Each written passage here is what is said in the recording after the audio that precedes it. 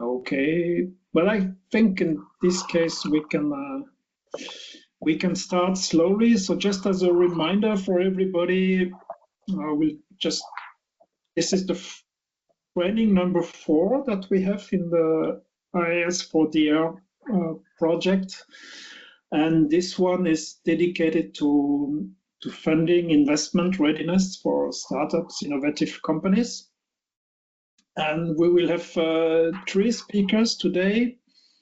The first one, you can already see his introduction slide, is Marius Mitroy from Romania. He will introduce himself a bit more in detail, which will speak about venture capital and funding sources. The second speaker will be Neshat Akbari from AWS in Austria, from one of the Austrian partners. She will present one of their funding programs and the criteria that go with them for startups. And the third speaker will be Thor Rodriguez from Atrineo, also one of our partners, who will go more into details into investor engagement pitching. I think most of you are used to the training format by now, after already 3 passed. So we have planned until 12 maximum. Let's see how it goes, depending on the discussion and the questions that you have. We might end up a bit earlier. The meeting is recorded, as probably you can see it from the screen that the recording is going on. The presentations will be made available as usual after the meeting, so you can access it, and your colleagues can also make use of it.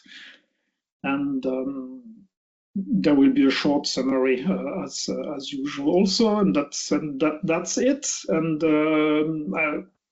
for the technical things, in terms of projects connection, we are working currently together with the board. I've seen that is here on developing the project pilots in our project, and obviously, whenever needed, we experienced already in the first training. I can remember any of the presentations of the practice presented here can also be an inspiration later for our pilots and for a transfer to other regions. So this is also part of the sharing material that we can use in our other activities.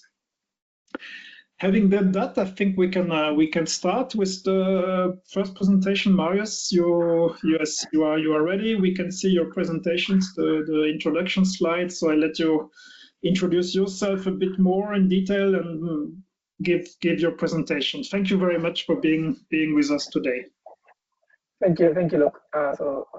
My name is Marius Mitroy. I'm with the Armenian Research and Innovation Funding Agency, and my role is to lead a team in charge of innovation and entrepreneurship within the agency.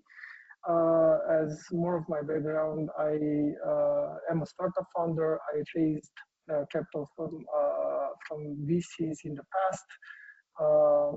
I actually also invested in different startups in the last 10 years. So I will discuss today a bit about funding sources, venture capital funding stages, and if you have any question, just please write them down, or we will also have a Q&A in the end. But this is not like a recipe for funding. It's just an experience on how the venture capital scene looks in Europe, and maybe we can talk a bit also about the VC in the US, because it is a totally different scene. So we will start today with an overview on the startup and funding stages. Because it's very, very important to understand in which stage and which kind of funding do you need or you can actually access. Because I saw this in a lot of startup events and pitches, that startup founders do not correctly identify their stage, and therefore they are not able to go for the funding available in that stage. And then we'll talk about, of course, on how the European VCs look like, what type of funding can you get, and how can you try to create a synergy between public funding and private investments, and where it's each role is safe. So this is a short overview about what we're going to talk about today.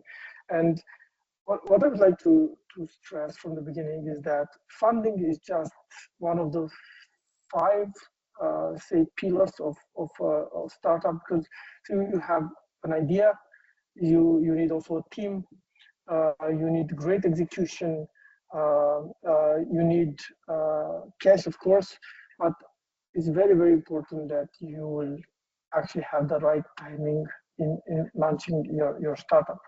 And I can talk in each category from my experience and how I identify those stages that are very, very important.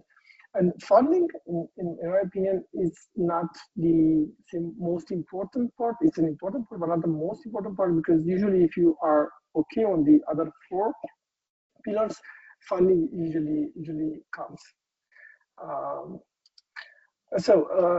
It's very important to understand where we are in our startup stage. So because if we are in the ideation part, where we actually create a concept, then nobody will actually invest in us. And it's very important because it's just an idea, it's not yet validated, we do not have enough trust in us as in our team or in our idea that we are able to translate to other investors.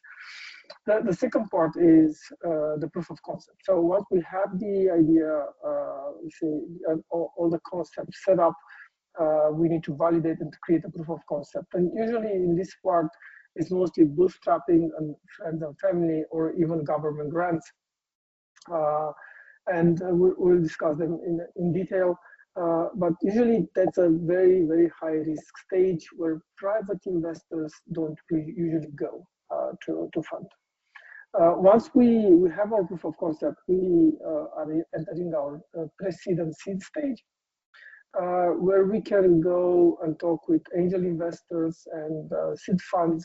And nowadays not so much, but in the past I think that crowdfunding was also an option. We do still have crowdfunding platforms, but I didn't see as much traction on that in the latest years. Now, in the early stage, we can go for a venture capital fund that is, let's say, specialized in early stage investments, and go from that through all the growth phases, like Series A, Series B, and then private equity, and in the end, hopefully, everybody would be able to exit the startup or publish it on the stock market. So it's very important for us to understand what is the stage in our development, so we can properly target the funding source available.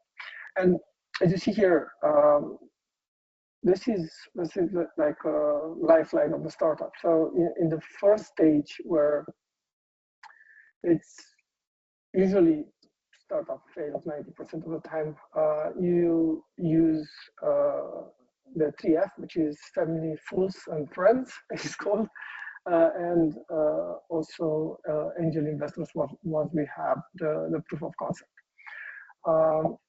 So each of us in each of our businesses, we need to understand correctly in which stage we are and how can we target correctly possible investors. And it's very important to understand that in the initial stages, we have a high risk of product, of research, and in the later stages, we have a high risk of that is imposed by the market. Usually, private investors will try to mitigate only the market risk and not the product risk. So this is why it's very important to understand where you are and who can actually help you grow your business. Now, what is bootstrapping? Usually, bootstrapping is self-funding using personal savings or using initial revenues from your business.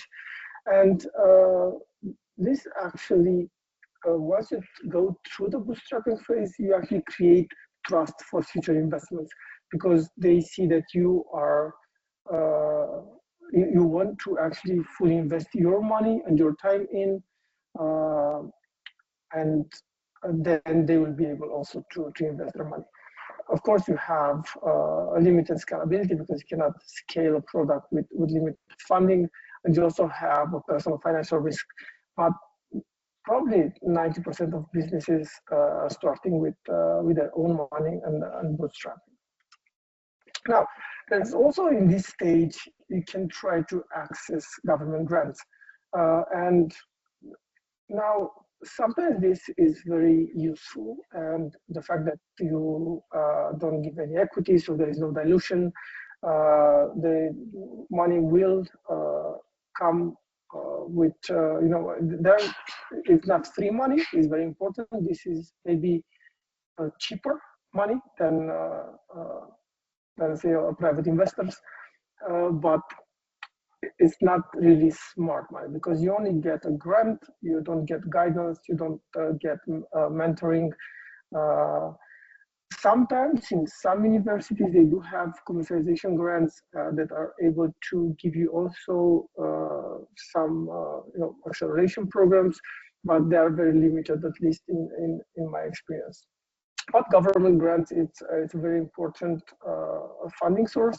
And if you are in a place where you can't get private funding, government can be a solution. But keep in mind that there is also a cost with a government grant that you need to take into account in order for your business to actually follow the implementation step that you need. Now, as friends, family, and as investors, they actually say all they're saying was family, fools, and friends, who are the initial people that want to invest in your business. And usually angel investors that are high net individuals that are willing to take a risk with you, but they will also provide mentorship and probably will take a seat in your company board to try to guide you in order for them to protect their investment. In this stage, you start giving equity from your company. So once you are going for private investors, you need to give them something back. And usually this is equity that can be transformed in money in the end when the next funding round starts. Now, going back to our main topic today, venture capital. So there are different types of venture capital funds, and this is very important because for a startup, VC is a source of funding in order to have company growth, but usually for the government, the venture capital is a tool to develop the local innovation ecosystem. And there's a huge difference from venture capital in Europe and venture capital in the US. Because usually in the US, most venture capital funds are fully private owned, and they do have bigger investment funds. And in the EU, we mostly have government-backed VC funds, which use money from European Investment Fund to create local funds that invest in early stage to growth stage ventures.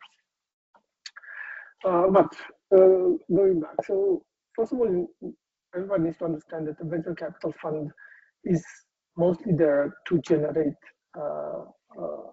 funds and profit for themselves. So they will definitely look in their due diligence process to target high growth potential companies. And this is something that you need to keep in mind when we're going to talk with venture capital funds. And And of course, there are different types of, you have early VCs for pre-seed and Series A, and then you have growth VCs for Series B, and then you have corporate VCs, and you also have private equity funds. But usually for a startup, they go for early stage VC. At least this is what I saw in Europe. And I think that we do have a lack of Series B funds in Europe. So this is maybe another discussion that we can have. Now, as I told you, it's not about the money. So it's very important to identify venture capital funds specialized in your type of business. So if, for example, you are going for a retail business, where you create a marketplace, then you need to talk with venture capital funds that have this type of investment in their investment thesis, because then they will also have specialized people that can help you in each stage to grow. And this is more important than the actual money. It's more important because having access to experts in an area that will save you a lot of money wasted in different marketing campaigns. And I do have some personal experience in this part. And again, you need to choose properly your venture capital fund based on their actual experience and how can they give you expertise in your area. So it's not just about the money, it's also about the mentorship and strategic guidance that can help you succeed.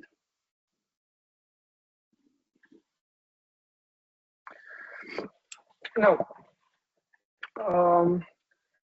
how do VCs evaluate businesses? So first of all, you need to have high growth potential. So of course, they definitely need the product to be innovative, to create added value, because and then to have a significant market, or even to create a dedicated market for your product. But they are looking for high growth potential because they will make their money in the next funding round. And in order for them to get to the next funding round, they need to be able to grow the company and fast. One of the key elements in VC funding is the actual team. So because the product can be changed in the development process, but the team is very, very important, because the team will actually create the trust between the startup and the venture capital fund. And being able to create that trust, you will be able to have follow-up rounds. They know this. The team also needs to be coachable. So nobody wants to talk to a know-it-all entrepreneur, because usually they fail. So you need to have a management team that is able to execute a plan, but also to be coachable. Now, in the due diligence process, so it depends definitely on the stage that you are in, but mainly they are looking at your financials, your intellectual property, if it's property secured, if your property rights are owned by the company, and then they'll try to evaluate the market potential and even the geographical area where you can actually deploy your product.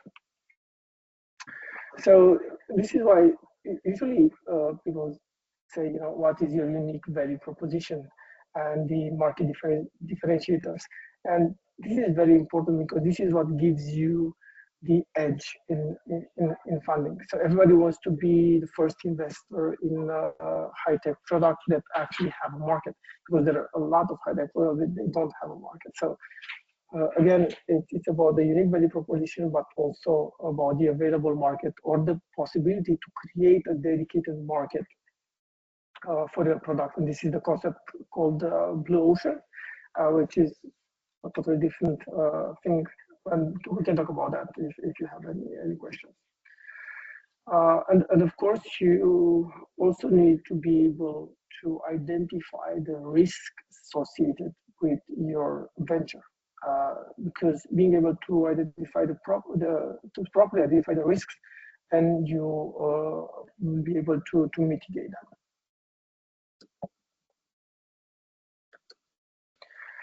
Now, as I told you, it's a totally different scene in VC funding in Europe and in the US. And definitely we have strong hubs like London, Berlin, Paris, Amsterdam, and also nowadays in Eastern Europe, we do have venture capital funds that are active and try to generate investment pipelines for later stage venture capital funds. The main difference, as I told you, is that in Europe, most of the venture capital funding is also government backed through European Investment Fund, compared with the US funds that are mainly private. And this is something that you need to take into account, because you will have also European regulation that you need to comply with.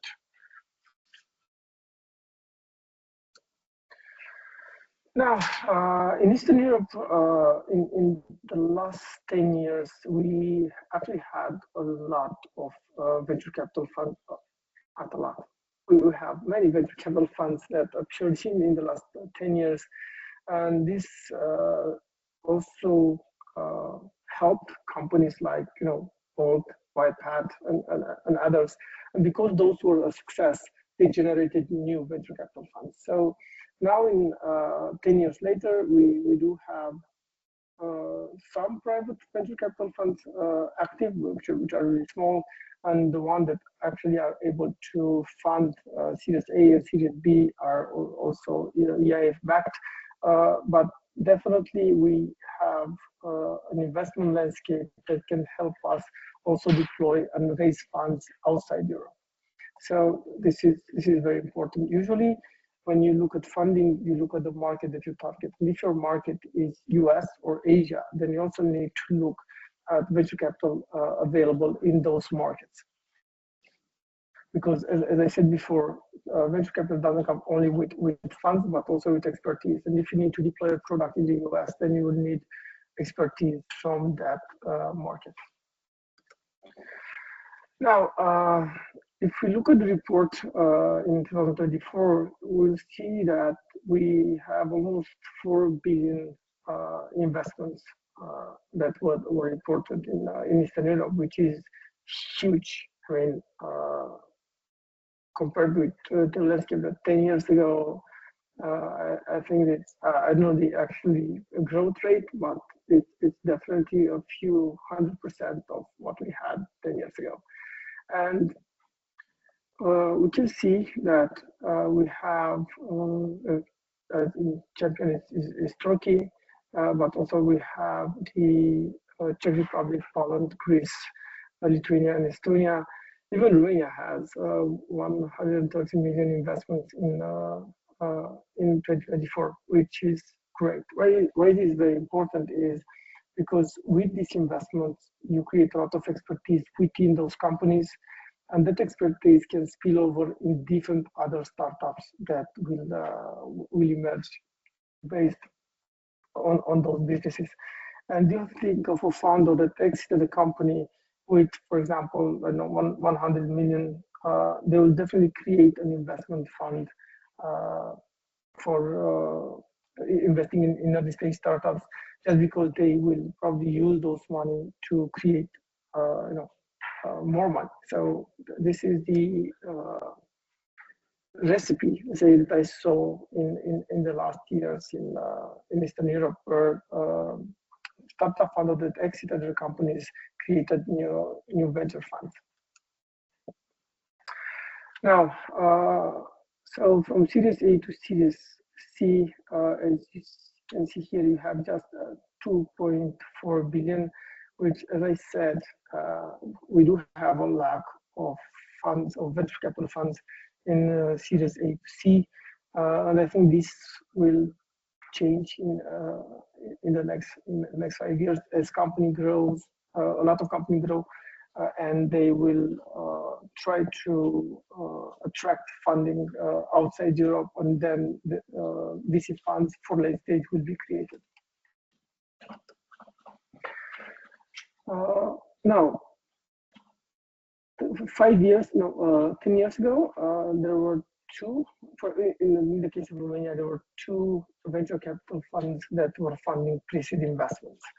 What that meant was that they were able to create a pipeline for later stage investments.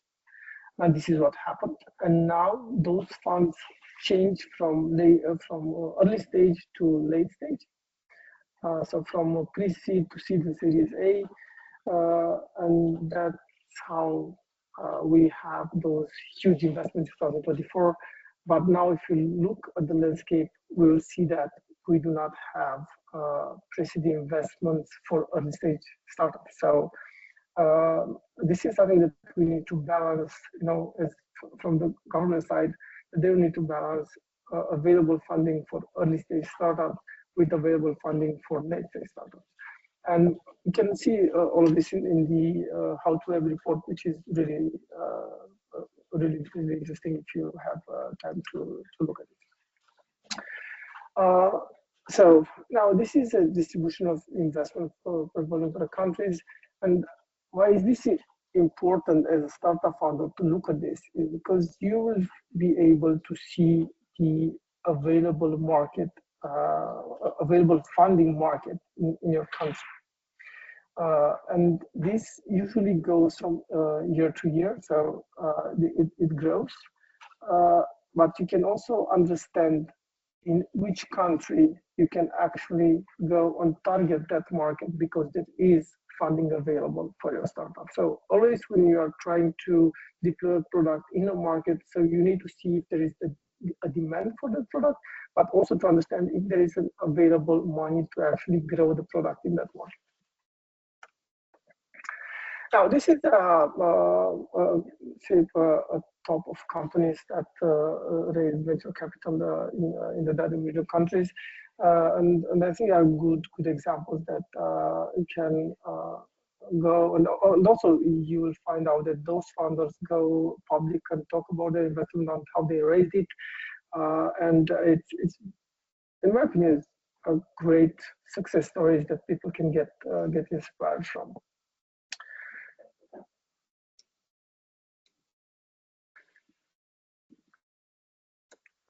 Okay, so I just wanted to come back to Romania. So we do have 4 companies that were able to get from 54 million to 5 million. So we do have around 70 million invested in 2034 in Romania, and these companies that already deployed their product outside Romania. So mainly they targeted the US market. So this is also very important. I don't think that, for example, in market as Romania, which is a pretty small market that is not able to take advantage of innovations that are coming from this market, usually founders go to bigger markets like US and Asia, because the total available market is bigger, and then the total market that they can target is bigger. And this is also something that you need to take into account when you are trying to get investment, because this is the first question that an investor will ask you: what is your total available market, and how much of that are you going to take over in the next 1 to 3 years? And there are a lot of examples in Eastern Europe, and I think this is very, very important, and it's also inspiring. Now, going back to public funding. So, and I think that in early stage startups, this is a very, very important part that everybody should take into account. Nowadays, we do have European funding that is targeting private companies that are in early stage funding and with high risk research projects. And this is very, very important because usually with innovation comes also high risk, from, as I told you, from product development risk until market risk, and the time needed to create a proof of concept and to create a product can actually outline the available market, because you can create a product for an available market next year, but your product can be ready for the market in 2 years, and this is can be a fail from the beginning. This is where EU funding comes in, and you have EIC, Pathfinder, Transition Accelerator, which are very good programs. The good part is that they do give you up to 15 million. The not so good part is that it's a very competitive program, and just a few of the European startups will be able to get those money. But if your project is really innovative, then this is the way to go. So use EIC programs to fund your initial startup. The best part is that you don't give equity in the initial stages, so you won't get diluted at all. Now, there is a very important part in the transition from research to market, and usually it's called technology transfer, and this part comes with a lot of risk on the research side. And this is why, for example, like Horizon Europe can help mitigate those research risks, and because getting funding within the Horizon Europe program, you will also need to collaborate with research institutions from across Europe, then lowering your chance to fail in product development. Now, I think a very important part in funding is blending public and private funding. And in the last few years, I think this became more and more obvious. Once people understand their startup development stage, and when they can use public grants or government funding, and when they can use private funding. And each comes with their pros and cons. So as I told you, public funding is just funding. You don't get no expertise with that. But then again, you get no dilution and you don't give any part of your company. And then you have private investment where you do need to give up equity in your company, but it also comes with a lot of expertise and knowledge. Now, accessing VCs is nowadays pretty standard. So most of them, once you say are compliant with their own criteria, they do have different calls. Some of them are always open to receiving pitch decks from companies, but they also participate in different events, and we do have some amazing events of startups in Europe where you can directly meet VCs and elevate pitch your business, or you can go in startup accelerators like Y Combinator or Techstars, or other European accelerators where you can get mentorship and also some initial funding, but you also get access to a network of investors. So I don't think that this is an issue. Once you understand where you are in your startup life, then you know where you can actually go to meet possible investors. Now, of course, in order to improve your success rate, you need to be able to properly communicate your business. And there are a lot of programs that will teach you how to develop a strong pitch deck, and there is also a presentation later today about this. But so if you have all of this, it's still the main issue is that you need to be able to create trust between you as a startup founder and an investor. And I think this comes in time. And as long as you know your business very good and you're able to communicate it to others, I think this is the success road path that you can take. Now, any questions? I can't see the.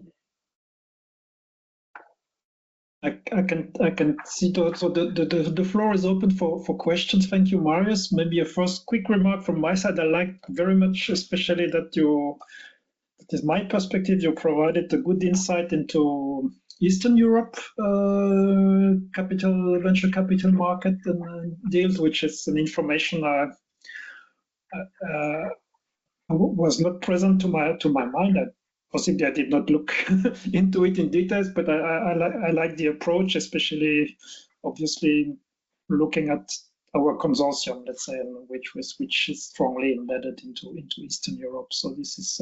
Did you also? I was not fast enough to check if there are from there any markets or sectors that are more getting funding than others? Is it more deep tech? Is it more like services, or do you see any trends? Or so the main trend is high growth potential startups, which mainly are ITNC, unfortunately, because they will definitely fund an app or a web-based company because it's easier to scale. And this is normal because they want to make money. Just nowadays, they are trying to look at deep tech. And these are those companies that you saw, for example, in Romania, that are deep tech, and they were able to get a lot of funding, but mainly outside Europe. Usually deep tech companies, they are really cash intensive. So they need funds from outside Europe. And when this happens with these deep tech companies, because I'm personally located in Germany, and with many people say, okay, the deep tech companies, many of them tend not only to look for funding outside of Europe, but then they move outside of Europe together with the funding. Is this happening too in your area? Or? Yeah. So almost all deep tech companies that or even the unicorns that we had are now in the US. So they do still have the research in Romania, some of them, but they are mainly in the US. Just because we are not able to fund those type of companies once they reach that. Okay. Yeah, you addressed a bit what would have been my main question. Is there still a benefit for the local economy, even if they move outside? Do you still see the benefit of having them coming? Exactly. So the main benefit are the expertise of people that work in that company. Most of them start new companies locally and with their own money. So you see a lot of spillover effect after you have a unicorn in the country. Yeah. Okay, thank you for that. So I started with the questions. To give you time also to think of your own questions, please raise your hand or just unmute yourself. Yeah, Boris, please go on. Sorry, microphone. Hi. I was very eager to listen to the stuff. It's, I would say, kind of revealing for me, especially the distribution of the investment volume per country, where I saw the Slovenia having only 2 ways of funding, pre-seed and seed. And this is the problem in Slovenia in general, that I would say the underdevelopment of the capital market, let's say. And this is something that is what you just addressed recently, that basically a lot of high-tech companies actually from Slovenia, they move immediately out. So they don't go for the I would say local venture capitalists, but they go directly globally, and a lot of them end up in Silicon Valley. But just yesterday I was watching to Michio Kaku interview, let's say, where he says that the biggest problem is currently that actually all the brain, which are 50% from abroad, like from our countries, are basically returning to their home markets, and this is a problem. So this is opportunity in a way that we learn these, I would say, processes, but then again, that also I would say, local venture capitalists should grab this opportunity somehow and invest. So I don't know how it's in other countries, but in Slovenia, I think that we are kind of lacking on this offer variety, at least. So I'm just looking for the experiences. How do you handle these things in your countries, if there is some experience about that? How to attract this and stay, that investors are actually here and the companies are not leaving? The only way to keep companies in geographical area is to create a bigger market for them, because this is the main reason why they leave. So usually they are targeting bigger markets. So yeah, it is a huge challenge, and I think it's a great question. I don't have the answer to that, but I think that if we will be able to develop our market, or even, I think the easiest part is to create that, common European market. I like really have that. This I think would be a solution, because as individual countries, I don't think that we will be able to compete with the US market or even Asia. So. Yeah. It's an economy of scale at the end. Prevails. Yeah. I think it was Clinton. It was Clinton saying it's the economy stupid, or something like that. So it's we had a similar discussion recently when talking about internationalizations of company barriers with German and Belgian and French people, and they was saying the same. The thing is, you still need in Europe to consider each country as a more or less foreign market, more or less. Which makes it, but okay. But I tried. Maybe someone has an input to the question raised by Borit, because we have several countries here. How to deal with this issue of having underdeveloped venture capital market, or how to benefit still when there is a unicorn coming out of the country, but it's getting out. But what can we still do for developing our region with that? Because this is also just coming back to the project, let's say, what can we do? I think Marius had one suggestion, and at least one option, which is to see, look, those people, then some of them leave the company, they create their own company, they might get back to the home market. I remember from previous, it's outside of these regions, countries like Cyprus, they might have also specific connection, but they do a lot with working with the diaspora and so on. So maybe this is one thing, but I don't know, is there someone willing to say something about how you deal with that in other countries, Hungary or Czech Republic or Slovakia?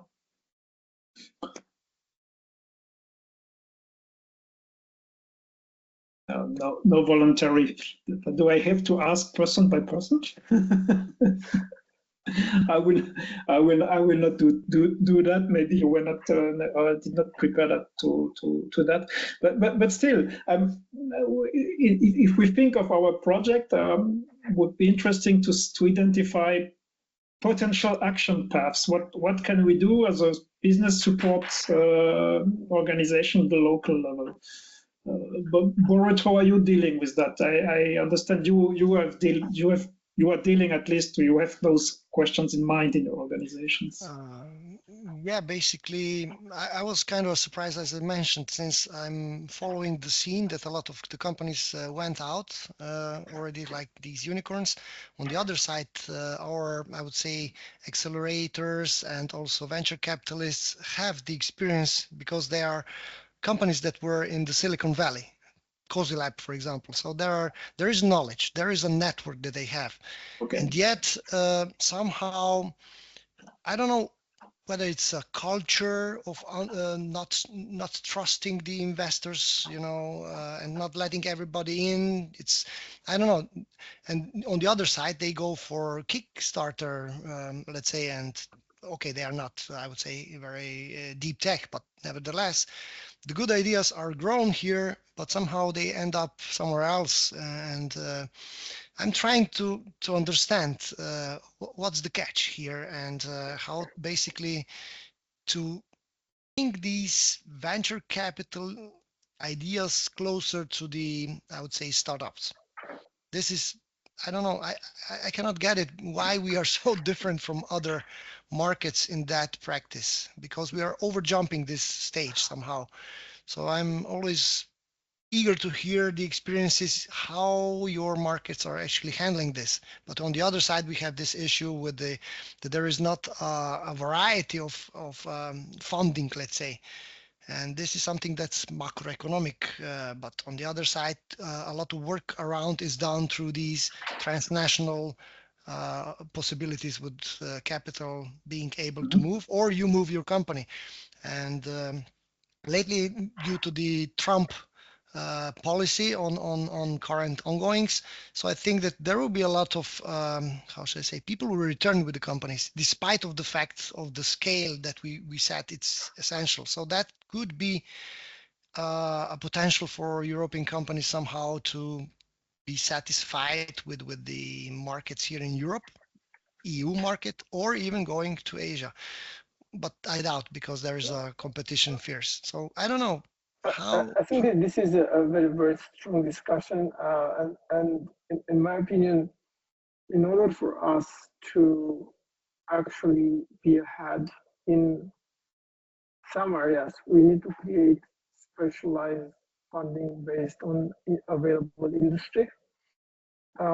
Because usually the best companies or the high growth companies are the ones that are going business to business.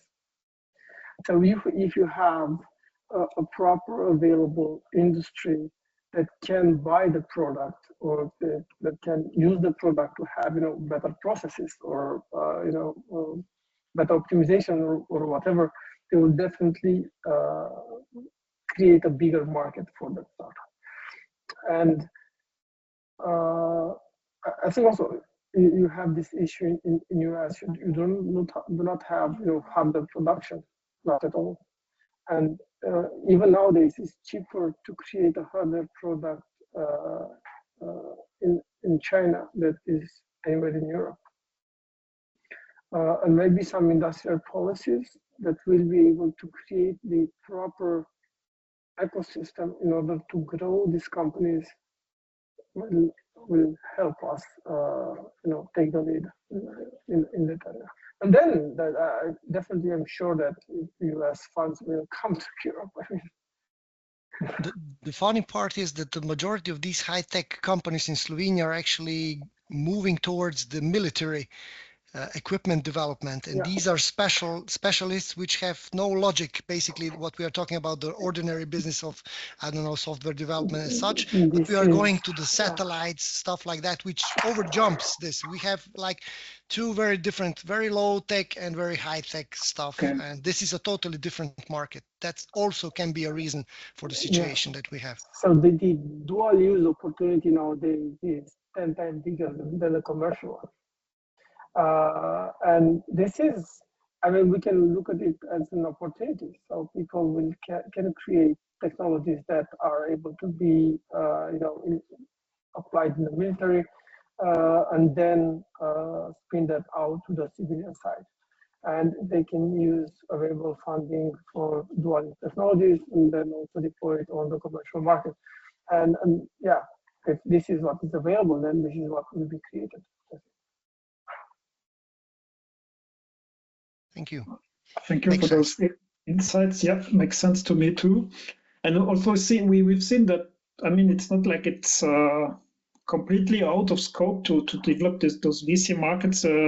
I've seen on your slides, Marius, that some countries like Estonia and Lithuania were relatively successful. I mean, if you compare them to, there are countries which are the size of a big city in Germany. I mean, it's and then or in other countries, and then well, if you make a ratio per capita, probably they would be quite good. It's not like it's completely impossible to do things, no, in such countries.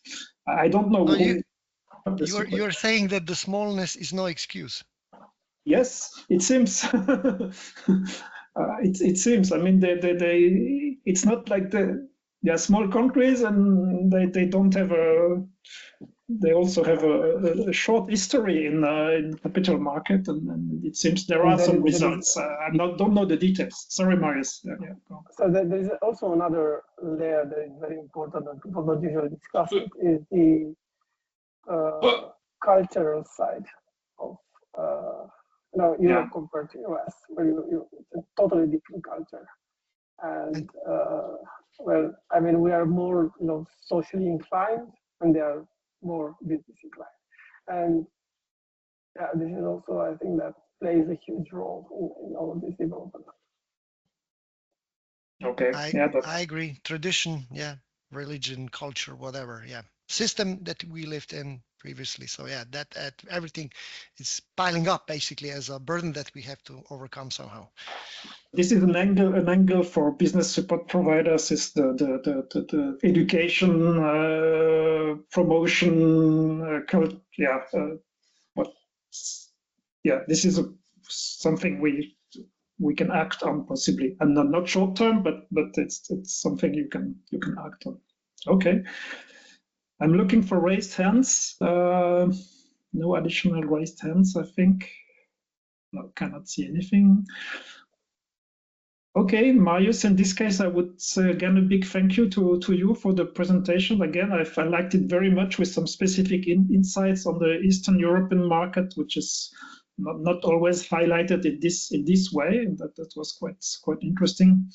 I see a lot of applause. It's on Teams meetings. It's always a bit silent, but it's it's still good. So thank you for that, Marius. And of course, you are invited to stay with us until the end of the meeting. But if you have other commitments, I know you wanted to be first to speak. Maybe you will have some startups to approach for funding in the coming hours. But it was very good to have you with us. Thank you. It's great indeed. There are other questions. We can. Blanca is also here, and she can get the questions, and we can answer them by email. If that's yes. Thank you, Marius, and you are one of our project partners. So you also, Raluca is usually joining the meetings, but you are not out of reach. So we have the contact details. So that's for sure. Thank you for that. Thank you. Thank you. Okay, the two next presentations, they will actually address more in detail some of the aspects raised by Marius in his first presentation. We will hear about pre-seed and seed financing programs for startups from public funding organizations. So this will be IaaS. So this is one of the parts that Marius raised, and towards the end of the presentation, also Marius addressed the pitching issue and so on, and we will hear later from Tor about how to prepare good pitching. But first we will go with the presentation from IaaS, and it's I've seen that our speaker has joined us in between, Neshat, I'm not sure how to pronounce, Akbari from IaaS. So Neshat is perfect. Good morning. Good morning. I would invite you to join the stage, and please, you can introduce yourself a bit, your organization. Also, we know a bit, of course, as IaaS is a project partner, and give your presentation. Please go ahead. Thank you very much, and good morning to all of you. I hope you can hear me, and I will share my presentation, and hopefully you can also see it. So I will share it now. Does it work? Yes, it works. You can go on. Okay.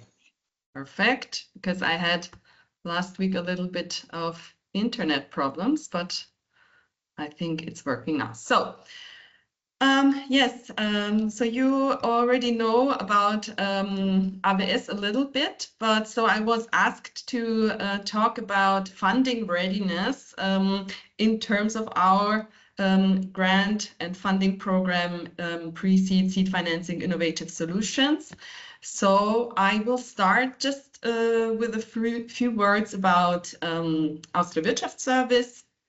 And then I will give you an overview of the terms and conditions of our funding program. And then to be a little bit more hands-on and to give you more insights, I will also show you our application documents. And then we can discuss how they help also the projects to really get ready for our funding. And then, of course, a little bit time for questions and answers. But I suggest whenever you have a question in between, also please feel free to just ask. Okay? So just a few words. The IaaS4DR Wirtschaftsservice GmbH is the promotional bank of the Austrian federal government, and we support all types of businesses and entrepreneurs in the different stages of their development. We have different instruments such as guarantees and loans. So mostly it's financial instruments, also grants and equity is what we provide. But we have also some consulting and coaching services, for instance, regarding intellectual property. As I said, we help and support the business in different stages. So from developing their first ideas and setting up a business, this is also where pre-seed and seed financing innovative solutions is located. And then we also have some services for expansion and also connecting services, for instance, connecting startups with investors or with cooperation partners. And now about my funding program. This is in a nutshell, we support innovative, scalable projects with high social added value in the pre-seed and startup phase. So for developing their idea and up to going into the market. We have two modules, okay? So the basic difference between them is in the pre-seed phase, you have an idea and you want to develop a prototype or a proof of concept for this idea, but it still needs to be validated. In seed financing, the proof of concept is already given and validated and now needs to be further developed for market readiness. We are open to all industries, for instance, creative industries or low-tech and social enterprises. Everything basically other than deep tech, because we have the sister funding program for deep technologies. So they are the right address for that. And we focus on all other industries, but always it's important to have a societal impact. Now I will come to the details for pre-seed. Who is eligible to apply? In pre-seed, we have mostly natural persons, teams, before founding the company. But also, if you have recently founded a company, it is possible to apply up to 6 months after foundation. As I said, the content of your project, the goal has to be the development of a proof of concept. We provide a non-repayable grant and some advisory services. The grant amount is up to 100,000 euros and 90% of the total project costs if the gender bonus is granted. Otherwise, it's 89,000 euro and 80% of the project costs. I will come to the prerequisites of the gender bonus more later on. The project duration is 1 year for pre-seed, and it's under de minimis state aid law. Now for seed financing, you already have to have founded the company, and it has to be a micro small enterprise, and you can apply up to 4.5 years after foundation. And here we found all the activities for reaching the market maturity.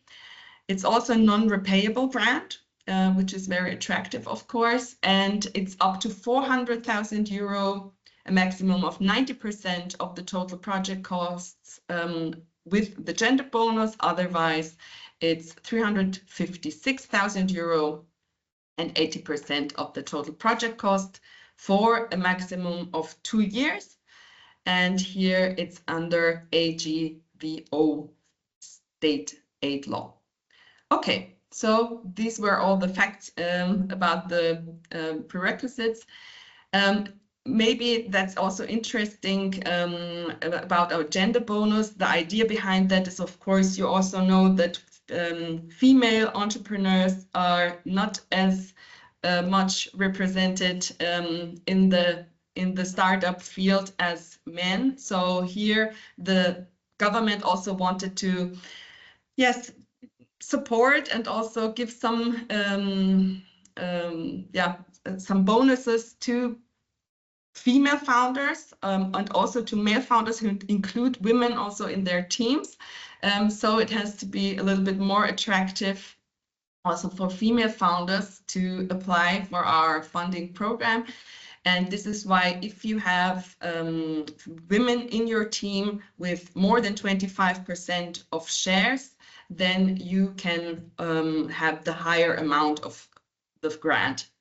The women also need to have a managerial role throughout the whole project and work more than 50% than the normal hours, so have to have a significant role in the project. And of course, you can reach more funding, and also that means also for the equity of the team, it reduces the amount, and I will come to that also a little bit more in detail later. I think this is not very important now for you, but just to have it mentioned also, of course, we support projects which are located in Austria. Value creation also has to be mainly in Austria, and a full-time commitment is also requested. So I would like to sum up what does it mean for being funding ready. And maybe the core questions also in the interviews and when we consult the startup teams, what are their main also maybe pitfalls. So for pre-seed, it's all about the team, of course. As I said, we have also those initiatives to promote more women, for instance, in the team. So in this founding phase and before applying for our program, they need to think about who is really the core of my team. And maybe they want to include people. Of course, the most important factor is to have all the competencies that are requested for the development of your proof of concept, but also have a little bit more diversity and what are the effects of that. That is one of the core questions before applying.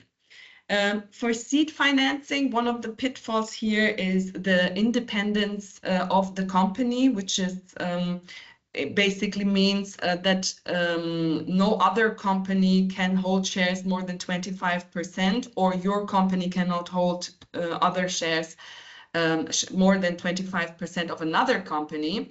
And this is sometimes a problem, especially in Austria. I don't know in other countries. We have a holding structure very much recommended from also tax consultants, for instance, or of course, if you have the first investor, or some people have already another company and they hold the shares through the other company. So you need to also think about this prerequisite if you are willing also to maybe change the shareholding structure of your company in order to be eligible for our funding program.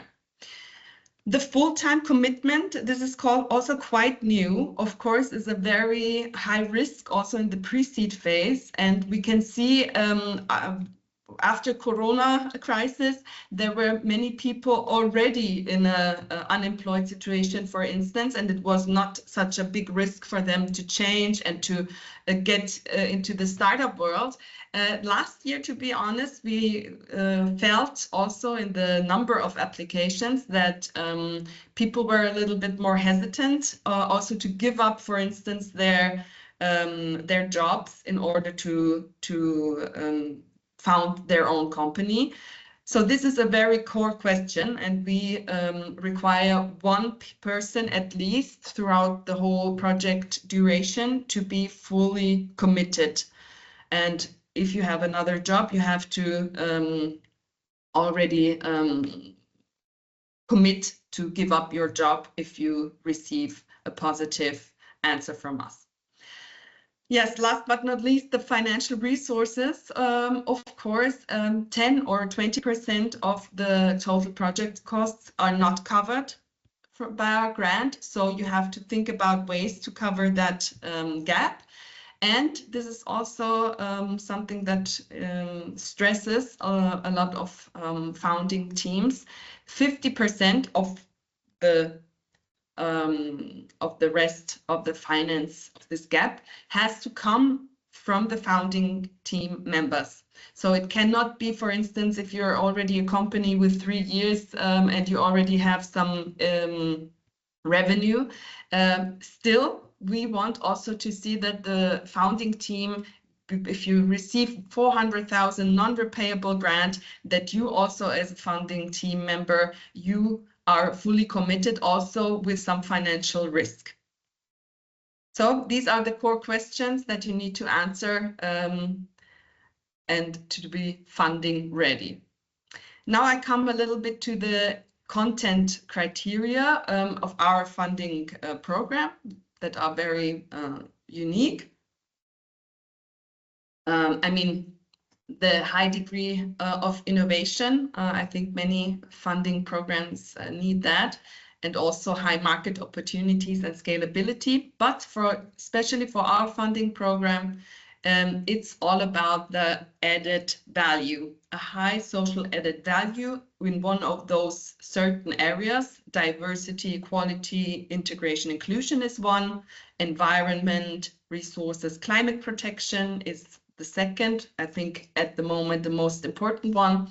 Then we have health and care, education as another area, mobility, transportation, and then urban development, rural life, and housing. I come to each of these topics then now a little bit more in detail, and this is something that the projects also need to really work on. How do they want to present a high degree in all of these areas, because we are a very competitive grant. So it's not like first come, first serve, or okay, if you meet all the criteria, you will automatically receive our grant. But you have to stand out really, and we have a success rate of below 10%, or maybe around 10% at the moment. So this competition is really tough, and you have to convince the jury in a very short and precise way that you have a high degree of innovation. Of course, we say that normally we don't invent something completely new. Maybe sometimes it is putting something from one area to another area, but there must be also some certain type of development risk, because if there is no risk at all, then you might be easily getting also a loan or a private investor. So we want to be a high-risk funding for highly innovative projects with high societal value. So about the scalable business model, we also say, of course, because sometimes if you're highly impact oriented in the social enterprise area, then you forget sometimes about the profit. So this is something that is also very important for us. It has to have a solid business model. Of course, in the pre-seed phase, some things might change, some details cannot be validated yet, of course, but altogether that has to be a plausible business model. And something that is also a problem sometimes, and we try to encourage the startups to be open in this area, is the competition. We always say, if you know your competition well enough, then you can say how you differentiate yourself and what is really your USP. We see that sometimes some startups say, oh, there is no competition at all because what we do is so unique. But then we always ask, okay, but there is a problem that you're addressing and people are solving it somehow at the moment. So maybe it's not a direct competitor, maybe it's more indirect, but please think about how, what other ways is there to solve the problem that you're addressing, and be very, very open with that. So this is something that they struggle sometimes with. The impact, here it is always important to say, okay,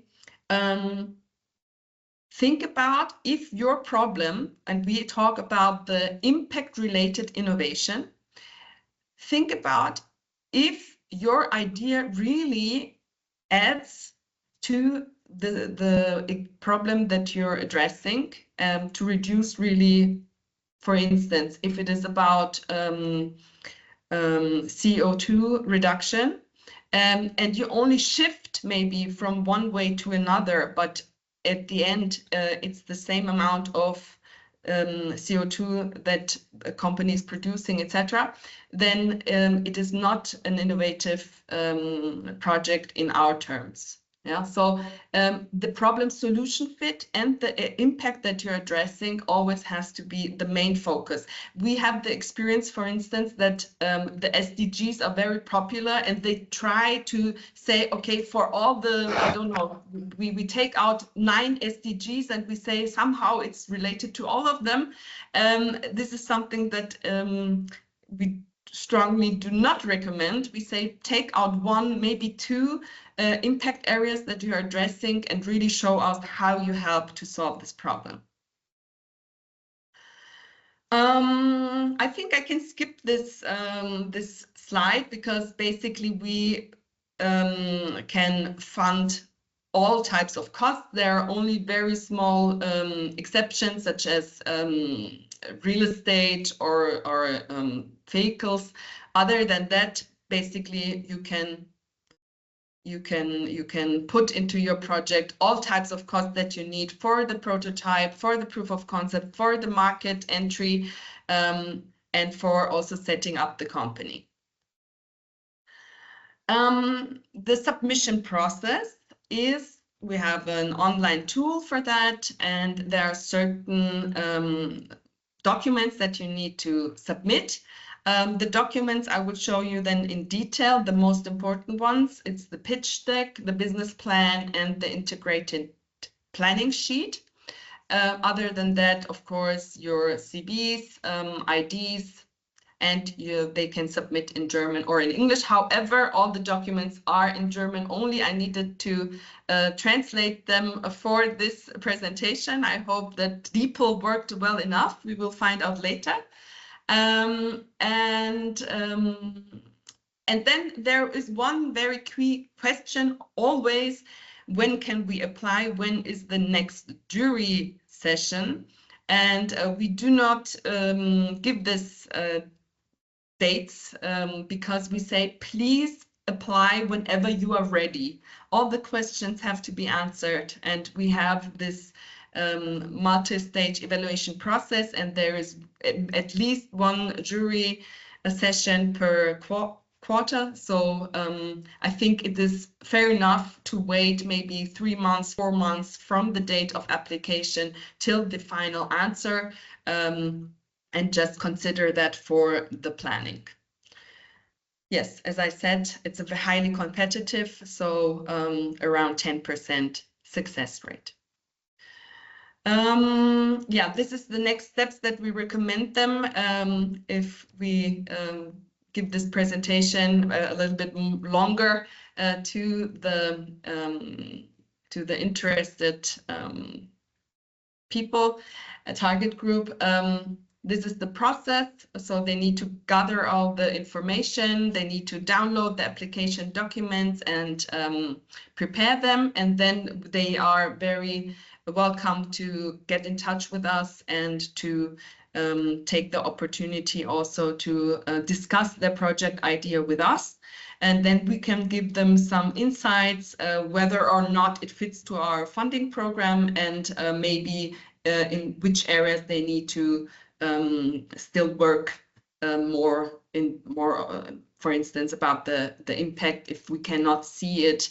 There was one very good slogan that I learned from an investors club. They said, "Don't make me think." And sometimes this is something that we need to also tell them more, because if I need to search for the information, if I have to search for the USP, then maybe they need to go for another round. And I always tell them, please ask people to look up your, for instance, to look at your pitch deck, people who have no clue at all what you're doing, because they need to also understand the innovation like in an instant. Then you did a good job in your documents. Okay, so to give you now a little bit also an idea about our funded projects, here are some examples. So 1for1 is a project in the area of diversity, equality, and inclusion. They have this system where you go to the supermarket and you buy noodles, for instance, and then the same package will be donated to people in need. That is a concept that we also know from different other companies, but it is really unique to include this in the like standard grocery and supermarket. So they are already successful in I think 7 or 10 supermarkets in Vienna or in Austria, and they're expanding. They also could receive after pre-seed. They're already in the seed financing stage. Then we have, for instance, Lambiotic in the area of health and care. They developed a new type of bacteria. They included one type of bacteria in a lotion to also address a very large area of skin diseases. And then we have 2 projects in seed financing, both in the segment of environment, resources, climate protection. For instance, Supaso, they have an environmentally friendly packaging. I don't know why my slides always slip to the next, sorry for that. So it is for cool packages, and the materials only recycled paper, which is really fascinating. And then we have Money Care, that's an investment app, and it compares different companies with their sustainability goals. And so each and every person who wants to invest can say, okay, for me, for instance, I want to invest only in companies with a high degree of diversity in the management team, and then they will find and give you those figures. Okay, so that was the first first part of my presentation. Do you have any questions? And then I will go to the application documents. I would definitely have at least one or two questions, maybe, yeah, just at this stage. When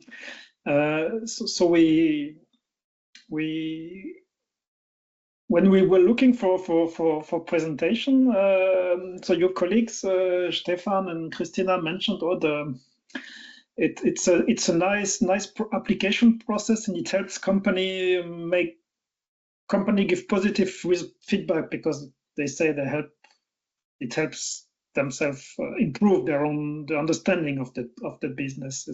Do you experience that? Do you see like an evolution, or maybe companies coming back a second time with a much better application, or do you have a consulting process which in this phase, or? Yes.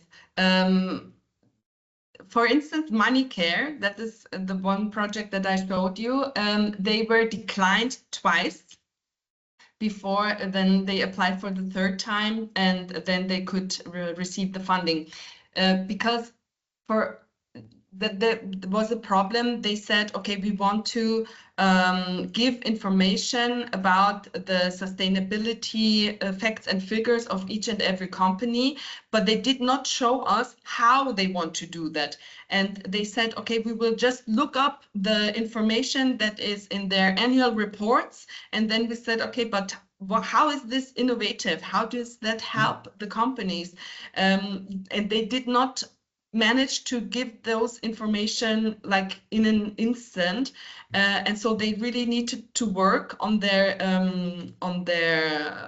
pitch deck mostly, and for instance they also had an impact academy, and they had so many ideas. They put that all in sheets, like the number of the font.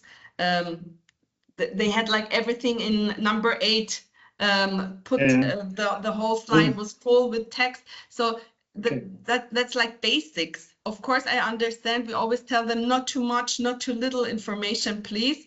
But sometimes it's a learning process, and we can see that it helps them a lot to receive the feedback. I will show you now the application, not the real application documents of projects, of course, but the templates, and then you can see what we ask there. Okay, just maybe one or two other quick questions, but from my side, but also the others. Do you have a picture more or less like where your startups come from and where they go afterwards? What kind of people are coming? Is it directly from university? Is it from businesses, from people with market experience? And are they growing and looking for venture capital after that? Because we were discussing in venture capital before. Do you see that? Are you following up on that also? Yes.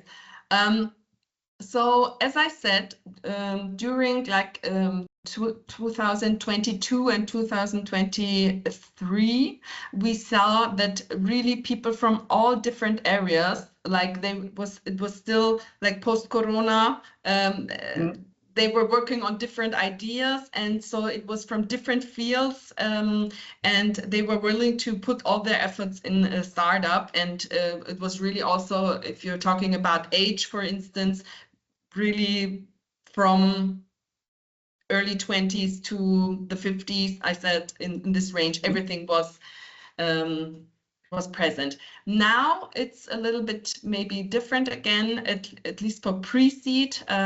Before founding, there are of course a lot of students who are in the final stage of their masters, for instance, or just finished university. I'm sure it's maybe 40% of all applications for pre-seed, but the rest really is people who are working on an idea next to their normal jobs, and they are thinking about starting their own business with this new idea. So it's really open. And where do they go next? Of course, we encourage them after pre-seed to apply also for seed financing.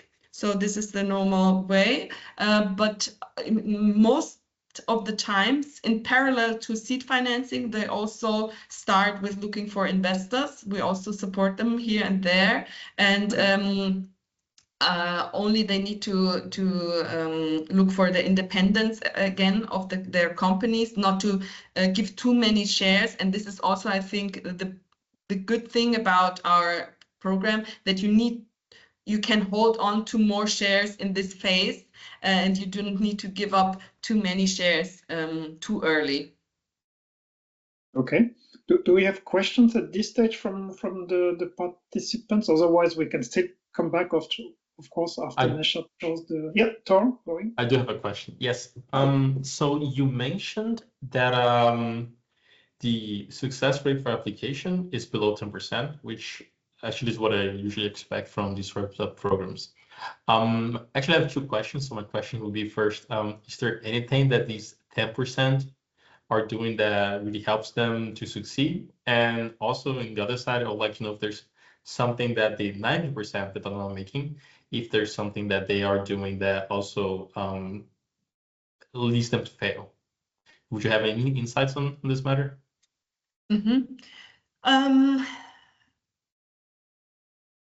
First of all, I'd say that we have already improved, like this was the success rate 2022, 2023 and 4, but then we changed. For instance, there we did not have this full-time commitment as a requirement. We included this, so we will see how it will affect the success rate. So this is maybe one aspect, but I think the impact first, so content-wise, impact first idea, that was something that many projects struggled with. They tried to say, okay, we have an idea, it will improve, it is, for instance, sharing platform for new, for used goods, but there are so many already. So what is really the added value of your new idea? Okay, so then they said, okay, we are only specializing in tools, for example, but they did not really see why there were so many initiatives that tried that already and failed. But you have to come up with something new in comparison to the existing ones. So I think to really know the market, to really know the competitors, why did other projects fail in this area, to go into depth, and not to be too convinced of yourself. This is something that many startups struggle with. And then when we say impact, of course, it was also a process to learn. For example, that we had many projects that said, okay, we improve for musicians, they are not remunerated enough for their music now in the times of digitalization. And then we needed to explain to them, of course, it is an impact, but it's not any of our impact areas, because it is economic improvement. And they said, now it's about diversity. But we said, now diversity is about, gender, age, disability. It's not about musicians in the business. So I can also understand that some things need to be explained a little bit better. It's not so easy to say societal added value and everybody knows what it means. Okay, thank you, Neshat. Okay, so if we have no question right now, Neshat, maybe you can move to Yes. showing your application files. Yes. So I will start with the pitch deck. And I think this is also something that we work on a lot with the applicants during the process. We say that the pitch deck is like your entry card. Yeah. Please make sure that all the core information will be displayed like in an instant. Don't make me think. We all need to understand the idea, the problem, the solution, the innovation, and then also how you're going to make money with it. Yeah. So I will just show you this slide. And then maybe this is something also where we have a lot of questions. They always ask us, but how can I explain now, for instance, my problem in one slide? That's just impossible. And then that is, of course, the beauty or the difficulty that they need to face. But it's always, there is a way. So the reduction of complexity of a problem, I think this is something that they really need to work on. And we always tell them that there is also this document business plan, that which I will show you later on.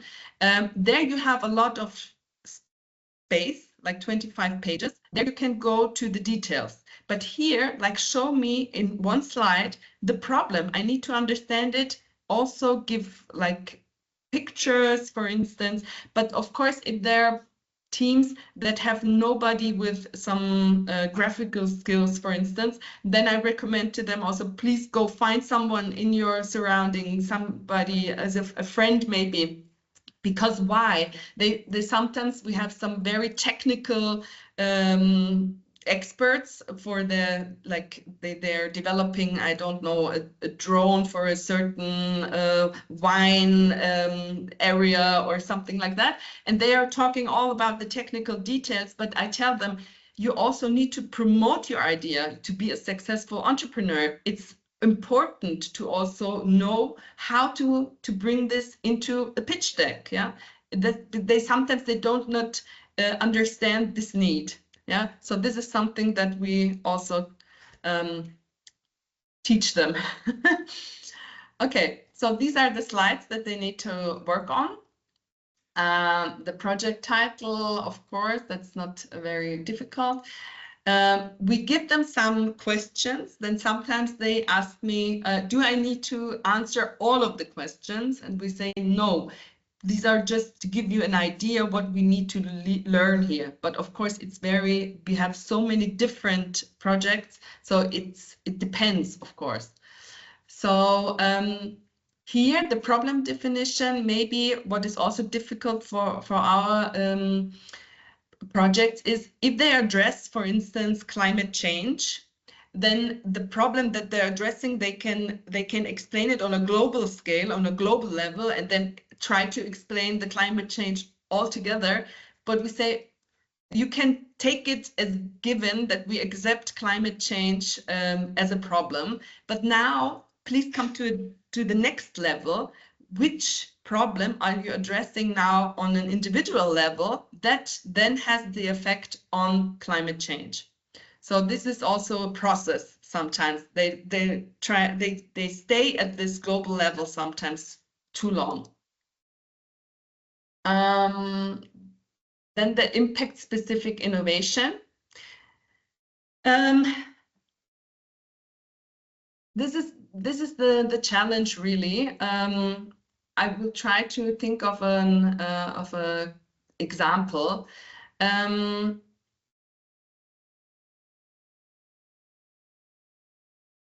I will come to that later. But then the USP, as I said before, really try to find competitors even if they're indirect. Yeah, so we have a lot of, as I said, for instance, exchanging tools on a platform, and they say there's nothing like that. But then I say, okay, you can go to the next Obi we have here in Austria, or Hornbach. There are so many companies for tools. Then you can also rent there. How do you think it will affect your idea, or why do you think that people would go on your platform, and what could be the challenges here? Yeah, then also again to classify in one of our impact areas. Here, for example, there are things like they say we have an effect on unemployment. And then again, I need to tell them, I'm very sorry. It is, of course, a very important impact that you're addressing or problem that you're addressing, but unemployment is not really one of our areas again. So then if it is unemployment, but for example, in the health industry, then again, you can focus here, but then you need to show us how your problem will really solve the problem of too little staff, for example. So we have, there was one application, for example, it was about faster recruitment of doctors if you need a replacement. But then we asked them, okay, it is very nice to have a tool that you can have a faster recruitment, but if there are just too little people, there is no staff, how do you find them? It's not about improving the recruitment process. Does that really help? And then they needed to show us, yes, okay, there are in certain areas, there are, for example, people in the last year of graduation in the medicine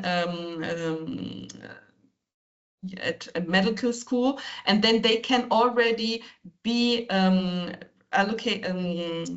they can already fit in or fill in some certain tasks in the health system, for example. But how can you reach them? And does your tool really help to find them? So this is sometimes the process that we need to go with them and to develop and to help them find the real impact. Okay. The impact levels, I'm not sure if you know this. This is a little bit from the social enterprise area. Here we have different stages. What we want to show them also, like, please think about at which stage your project is located, what are the goals that you are aiming at, and what is the utmost goal. And then think about, are you really the right tool to provide to this goal? There was one example, for example, about financial literacy. So they said people lack financial literacy. There are many people who are who have financial problems. They do not know how to pay their debts, etc. And they started to develop a tool, like a game for children. And then it was a really innovative tool. I won't go much into details because of the, of course, I cannot tell you all the details, but the problem was they wanted to sell it at a price of 250 euro. So we said, now we have to think about who is your target group, who can you reach with a price of 250 euro, and who are the people who are in danger of financial problems. Normally, it's people with a low degree of literacy all overall in a lower social area. Can they afford 250 euro for a gadget for the children in order to improve their financial literacy? So this is sometimes what I wanted to give you also an example about the problem solution fit. You have a cool solution, you have a problem, but will this really solve the problem in the way that you are developing at the moment? And here you can also at these levels find the spot, and you need to evaluate your idea. The business model, here, cost and price structure, something that really people do not think about a lot. Unfortunately, of course, we have a lot of apps, we have a lot of platforms. There it's a little bit maybe easier. They all have a freemium model. But then again, we also have to check, like, okay, are people willing to pay? Are there, for example, many health apps? Yeah, there are so many also free apps. Are people really willing? If it's only 5, 6, 7 euro, will they pay? And then have you thought about, is it something that people only need 2 or 3 months, for example? Then what comes next? After 2 or 3 months, they will not subscribe your app anymore. How will you get new customers? So unfortunately, business model is something that that comes often last. If you're developing a new idea, and maybe it's a technical idea, then profit and price and cost structure is something that helps them. And this was your question in the beginning. Many of these slides really are things that are crucial for business success, but especially in the field of societal impact, sometimes it's just a very great idea, but unfortunately, if you don't think about profit, then you will not be a successful entrepreneur on the long run. Okay, market is clear, I guess. I will slide through it because I think the other document, the integral planning, will also be very helpful for you to see. Status quo and next step. This is something that is also important for our program modules, pre-seed and seed financing. Is the prototype already there or not? This is sometimes a question also difficult to be answered, because when is an application really ready? There's always some further development, but then really what are the core features that need to be given already? Okay, I think I will leave it to that, and I will show you now the integrated planning tool, because that was something that we changed a lot because we saw that it was very difficult for the projects to fill that in. Oh, but questions about the pitch deck first. Just a quick one from my side, Neshat. Are they actually pitching then, the people? Are they coming to pitch, or are you just looking at the slides? How do you? This pitch deck is for submission only. If they, in the first and second evaluation phase, if they are evaluated positively, then the third stage is a live hearing, and then they will pitch in front of an expert jury, but this will be another pitch deck. Because we say all the information provided to the jury will be studied by the jury members up front, and then they need to focus on a use case, which is also something that I recommend to them if the problem is not clear or the problem solution fit is not cannot be displayed clearly. We always recommend them show us the use case and the user journey. Mm-hmm. Okay. Yeah. Thank you.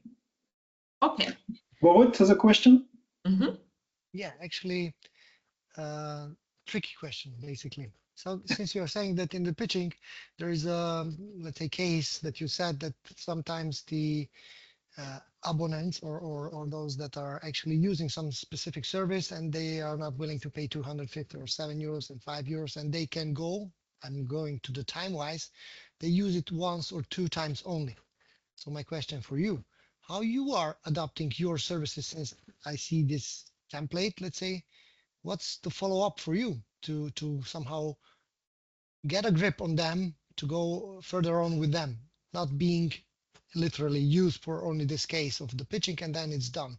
So how you are you actually interested in being involved for a longer period of time to do this long-term cooperation with them, so you can follow them, you're kind of a coach or whatever for them, or also for the other stages, not only in the startup? Or how does it work for you? How you are developing new tools, introducing them to keep up the pace with these companies, let's say? I don't know, this is just about the business model that you're using, and I would like to know.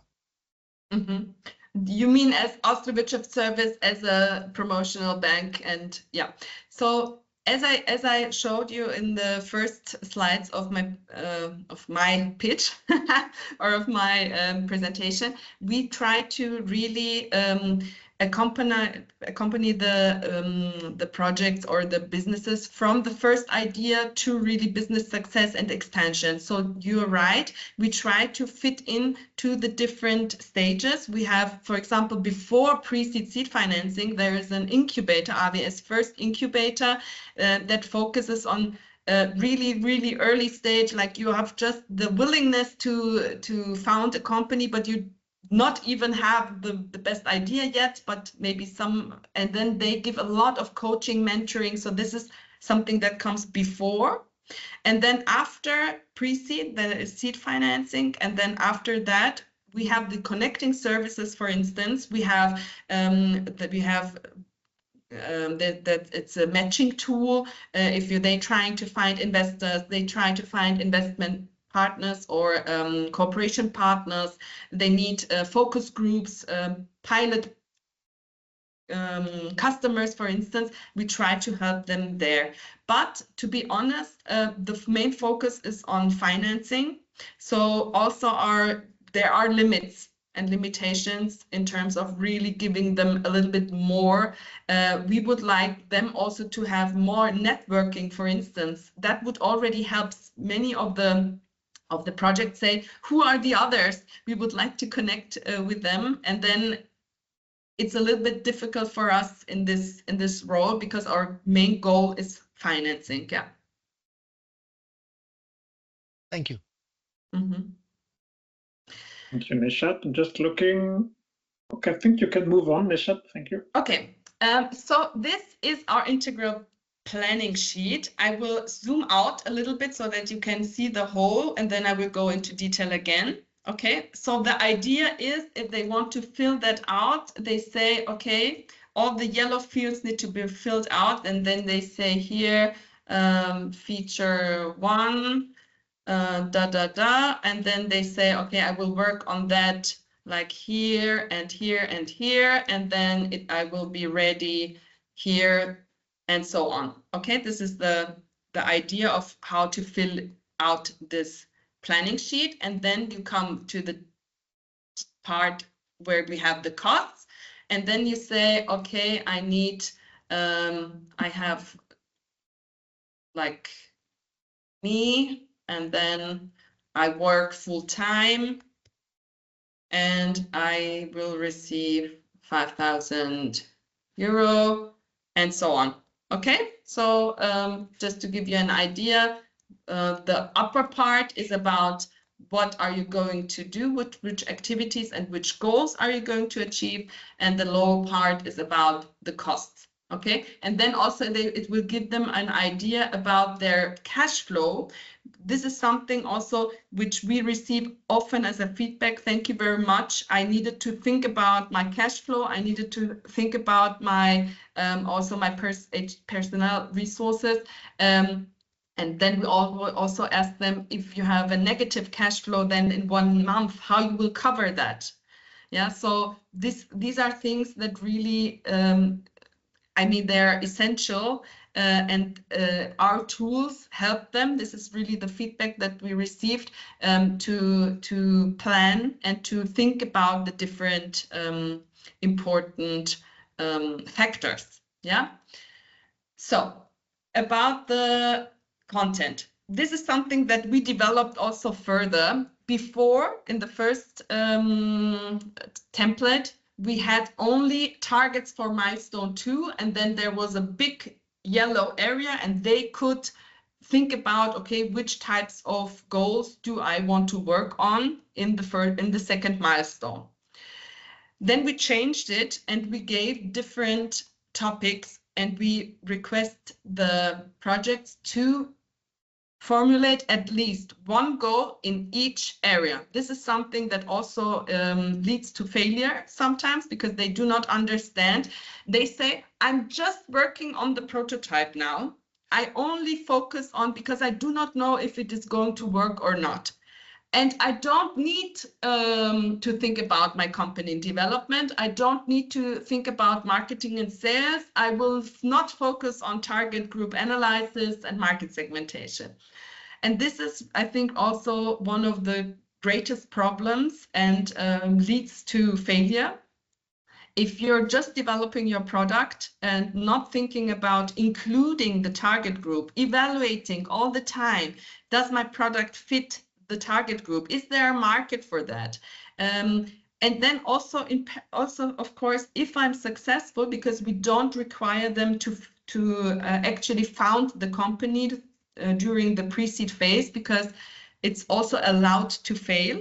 Okay, so they can also say it did not work out, so we will not actually found a company. But the goal should be, of course, to have a successful proof of concept in the end, and then to found the company, or if you already have a company, to think about the next steps in terms of further developing them. So I think this helped them a lot to say it is crucial really to have some progress in each and every one of these areas. And then sometimes they really struggle and they need to, this is something that we also allow them to work on after the first evaluation phase, okay? Because of course, if we do not see any impact, we do not see any innovation, we do not see any scalability, they will be declined after the first evaluation phase. But if the must-haves content-wise are successful, and rated positively, and there are some lacks in the integral planning, then we give them the chance to work on it again. But of course, if they only have one goal and it's just too little, then they will not get this chance. Then they will be declined, and they need to do it all over again. But if they're missing some aspects, then they have the chance to work on that, and then they sometimes, I think, for instance, impact measurement. There is one project, for example, they say we want to help forest owners to, with some innovative drones, to have an easier inventory and to find, for example, sick trees quicker. And then we say, okay, so this is your goal, but how will you measure your success rate in the end? If you're, how much, yes, this detection, how much better will it actually work? And what is your plan of checking this? Because we're an impact focused funding program. So of course, we want you also to check that, if you're actually receiving the impact and achieving the impact that you're aiming at. This is very tricky, very, very tricky. And then they need to think about, okay, how can I actually measure the outcome? Okay, so this is basically something for milestone 2 and milestone 3. It's the same, but then, of course, for the second half of the project duration. About costs. That's also very tricky, because then we have, of course, students just coming out of university. They don't want to put too much. Also, they say maybe only 2,000 euro. And then they have no clue whatsoever what's about their market value. And we always recommend them to give themselves also enough salary. Don't hesitate. This is something many women struggle with. They say, no, I don't want to pay too much for myself. I want to leave everything in the company. We say, okay, that is great, but you need to also be able to live from that, because we require full-time commitment. How will you live? Yeah. So they say, yeah, I have savings, but yeah, so we tell them between 4,000 and 6,500 euro is something that is a range that is plausible for us. But then in this, for this aspect, many need to talk to a tax consultant for the first time, because we tell them for pre-seed, as soon as you receive our funding, you are a sole proprietorship, at least in the beginning. So you need to think about taxes, about your insurance, etc. Everything is up to you then. and you need to figure that out. And we are not the consultants in this area. Please find out, now that you're going to found a company, what are the also financial aspects that you have to consider for yourself. Yeah, so this is, I think, something that also educates them somehow. Okay, just brief last words about the business plan, because we had a lot of discussions about that. I just want to show you also maybe just the first page to show you what are we going to ask them. So this is the template of the business plan. There was a great discussion, as you might know. Business plans, many people say that's something that is from the past. We don't need any business plans anymore. Then we're discussing whether or not to call it business plan. Maybe it's just a project description. You know, business model canvas is the new business plan. You don't just need one sheet. And that is all right. But again, if, for example, I think about market size and growth, or target groups and market share, a competitive analysis, that are things I have also received the feedback again that many thought about those areas for the first time when they needed to write the business plan for our funding program. And it is crucial again, and it's not something that's just a piece of paper and nobody looks at during the application process. But many times, as I said, the pitch deck is really just the essentials, and we do look up the details then in the business plan. And of course, one thing is maybe the financial planning, which the revenue plan. And of course, this is just a good guess, but what we tell them there is, we want to learn how you think. How big do you think? Are you planning like just a few €1,000 in 3 years, or are you planning like 5 million? I mean, that shows us like the scale, not of course the real scenario, but we want to see that how ambitious are you or not. This is something that is the key learning that we take out from the financial planning, for instance. So we still have this business plan with this template, and we think that it's still useful both for our applicants, but also for us in the evaluation process. Okay, so that's from my side. I will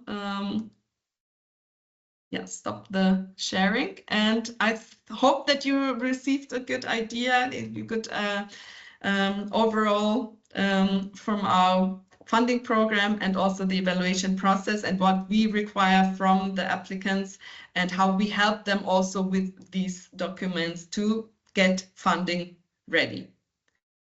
Thank you. Thank you, Neshat. I think it was quite clear. A quick practical question: as you made the effort to translate those documents, can you also provide us the translated versions, or is that fine?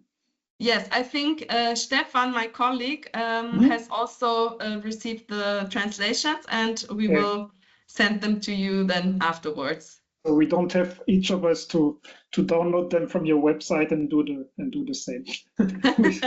And I was happy to hear about DeepL, because it's a German unicorn in between. I think it seems everybody on the world is using DeepL for translation. Yes. We have 2-3 minutes just for 1 or 2 quick questions at the end for Neshat. But as for Marius, Stefan and Christina are available and could give questions forward to Neshat if needed. No urgent question. No.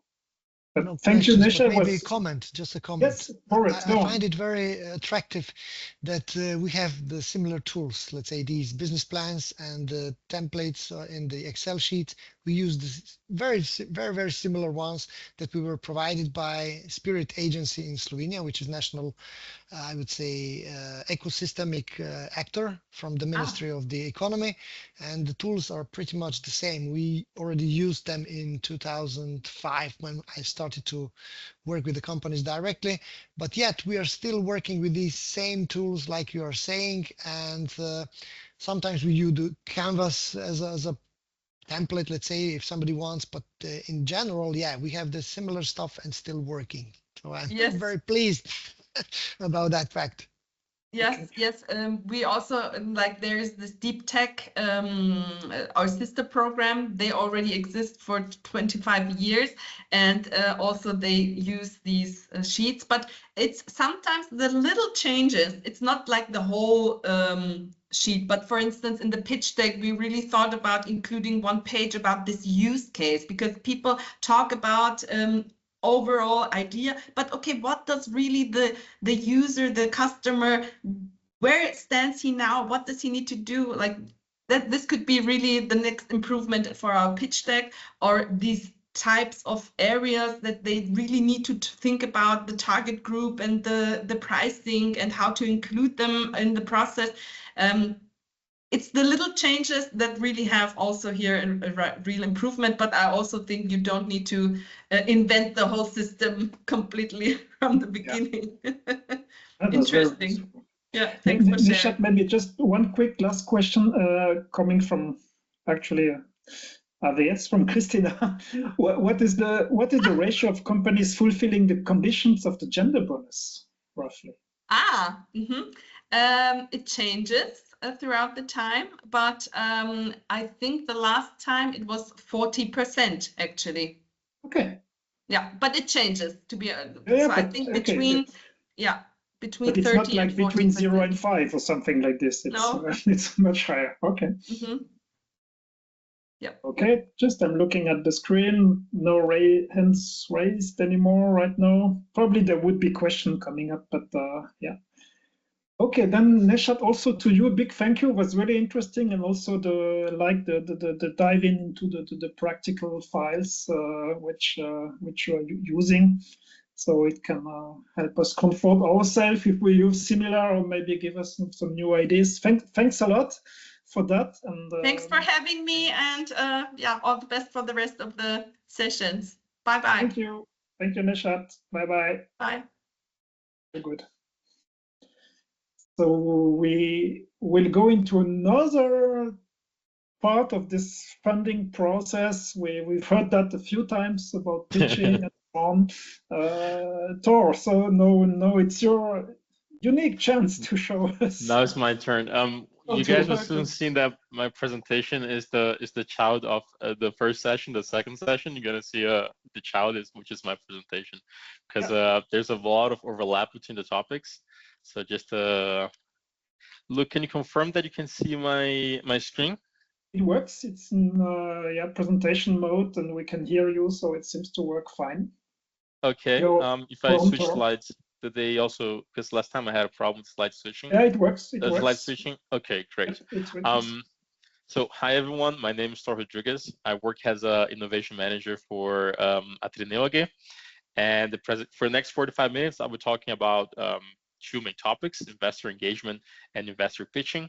So the first part, the investor engagement, I'm going to talk about first why it actually matters. We're going to talk about the non-obvious benefits of engaging with investors.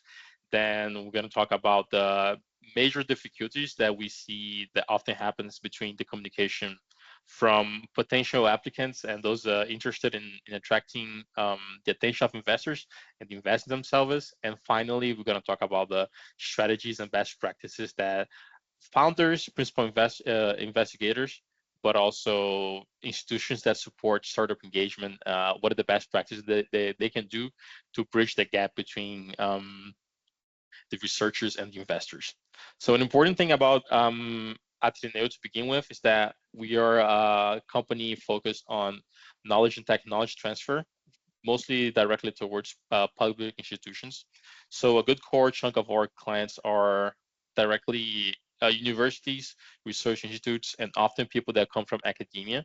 And we notice that, especially with technologies, there's many different difficulties that happen to hinder the communication between both parties. Because usually people from research and academia, they have very oriented towards one type of worldview, one type of vision, and when it comes to investors, things happen to be completely different, and that often leads to many struggles and difficulties.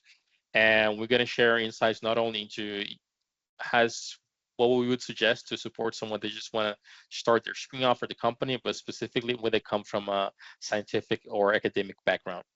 So first, I'd like to talk about the 4 main benefits of actually engaging with investors. The first one I think is quite obvious, which is the acquisition of funding and resources. So, well, if you want to have a successful company, you're going to need a source of capital to be able to keep funding your activities, and that is the main benefit actually talking with investors they have, because they allow you to acquire funding resources, and you can use the funding resources to not only maintain your operations but scale up. You hire new people, acquire the equipment and the materials required for your company to keep on going. So that is clearly, and also if you run out of money, it's a game over for you. So obviously that is the most important factor. But there's also 3 sometimes not very obvious benefits that are also very important. So especially when it comes to investors directly, venture capital, they often come with a lot of baggage when it comes to business expertise and inside knowledge about how not only business but also specific industries they work. Often the people that work for venture capital boards, they are former investors or they're former startup owners. So they know a lot about the difficulties because they've been to this path. And especially if you come from maybe an academic setting, you are highly inexperienced about understanding how to actually set up your business, the different complexities of having to manage your organization, the different challenges. And it's often, especially if you're in academic context, it's difficult to find people that can help you, because often academics are very into their own research. So it's a very good benefit that you can have your investors that can support you, and it can act as a source of expertise. It's someone that can support you on different challenges. Since they've already done that, they can easily identify maybe treasures or traps that you can go into, do lack of experience, and they can support you into avoiding those. Often that can lead into you avoiding making very costly mistakes. And also they also serve as a entry door for you to expanding your networking opportunities. And also they will also introduce you to new business opportunities, often with the investors and VC funding, because they also have a direct interest in your startup succeeding, so they can recoup their investments. They want to make sure that you're in the best position, you have the best connections in order to do so. So because VC, they are in this very interconnected environment, they open the opportunities for you to get to know people in other institutions that are similar to what you're doing, or maybe where there's potential synergies. They can introduce you to potential business partners or potential clients. They can show you to new environments and new locations in which you can later secure even additional funding or marketing opportunities so you can display your technology, you can talk about your company. So that is a very good benefit that the investor engagement can also lead you to have. And finally is from a more abstract perspective, but it's also about mentorship and accountability, because often when you take someone else's money specifically, sometimes you do take public funding, but when you're talking about private investment, you are getting money from someone that often instills a sense of accountability and structure to people. You're getting a good chunk of money so you can work on your own company from someone else, and you want to feel like you want to make your best out of the money that you're getting. So you become much more structured, you become more disciplined with your activities. And often when you're just by yourself or by your initial founder groups, it's a bit harder to have that because you feel like there's no external sort of pressure for you to do. Sometimes, especially researchers, they feel like they can just go into their own pace. They can take their time to develop the different things they want to, and that's often not compatible with you trying to scale up your company, because often you don't have that much time for you to actually grow. So it's good, this external mentorship and accountability puts you on the right tracks. It helps you to structure, it helps you to move fast, it helps you to give this sense of urgency, the sense of accountability. So these are, even though the first one, the funding resources is a bit obvious, I think these 3 additional benefits, they can greatly improve your odds of succeeding if you have a direct connection with your investors. And now I would like to talk a bit about why investor engagement matters now way more than it used to do before. So of course, it always did matter, but now there's a big resurgence of that, and especially for public institutions, also research groups. You see that there's a novel dynamics that now happens between public and private organizations. This happens especially because now large institutions, large universities, they really want to focus into showcasing that they can transfer what they're actually doing with public funding into actual new companies and actual new technologies. And that is, it seems that it's a new goalpost for how institutions compare against one another. Traditionally speaking, that used to be in papers. So in institutions, universities, you have two universities. How would you know which one is the best? Very traditional, like in the 70s and also in the 80s, they would look up scientific production. So they would see how many published papers institution have, how many, which of those are going to large, big journals, how many top researchers these institutions have, what is the impact of the research. That used to be the metrics of how you would compare institutions with one another. And then in the 90s, that's and early 2000s, that slowly started to change into patents. So there was a massive focus on patenting. People came to the realization that, okay, you can have an institution that can publish a lot of papers, and at the end, you just have an institution with a lot of papers that doesn't really translate to everything. At the same time, because often public institutions get money from public funding, there's the whole chain of all the way into the political sphere that they're like, oh, we want to show that we're actually doing something useful with all the money that we're giving to you. We give institutions millions, if not billions every year, and all you guys are doing is publishing papers. So this the goalpost slowly changed from just showing your research to actually having patents, because patent, once again, it's easy for you to quantify, oh, we have a new technology and it became a patent. For the research, it was good because it can say, look, my research is actually fruitful. We're actually getting to novel things that we can solidify in this patent format. For the university, it was also very good because they can say, look, our researchers are very innovative. We have X many patents on these areas, and that's good for us. And once again, these are also very good and easy to compare. So you can just look at your university and see which one has more patents, and you would assume, and that's often misleading, but that's what happens. You can assume, oh, because this university has more patents, they are more engaging. And now the current goalpost is, because once people came to the realization that, okay, you can have a lot of patents, but it doesn't translate into commercialization, because many universities, especially in Germany, they have hundreds, some institutions even have thousands of different patents, but their actual transfer rate is very, very low. We know this because Ateneo exists especially to support universities and research institutes to help transfer their patents into actual applications. So if that wasn't a problem, we wouldn't be existent, and we definitely not short on the list of clients. So that's definitely like a big issue. And now in the last 10 years or so, let's say just starting from 2010s all the way to now the present, the goalpost changed once again to the number of spin-offs and startups that you have, because there you have a more direct correlation between, look, this is the money that was invested directly to develop the initial institution, to develop the research, and then you can see this being translated into a company and generating profit and expanding, getting customers, serving clients. So that is the current paradigm, especially in, I would say mostly not over Europe, but especially in Germany. You see that all the main governmental hubs and universities, they really trying to shift into, look, we need to make sure that our institutions were able to produce more startups, to produce more spin-offs, to support the different researchers that we have, to transfer all this technology that we're working on.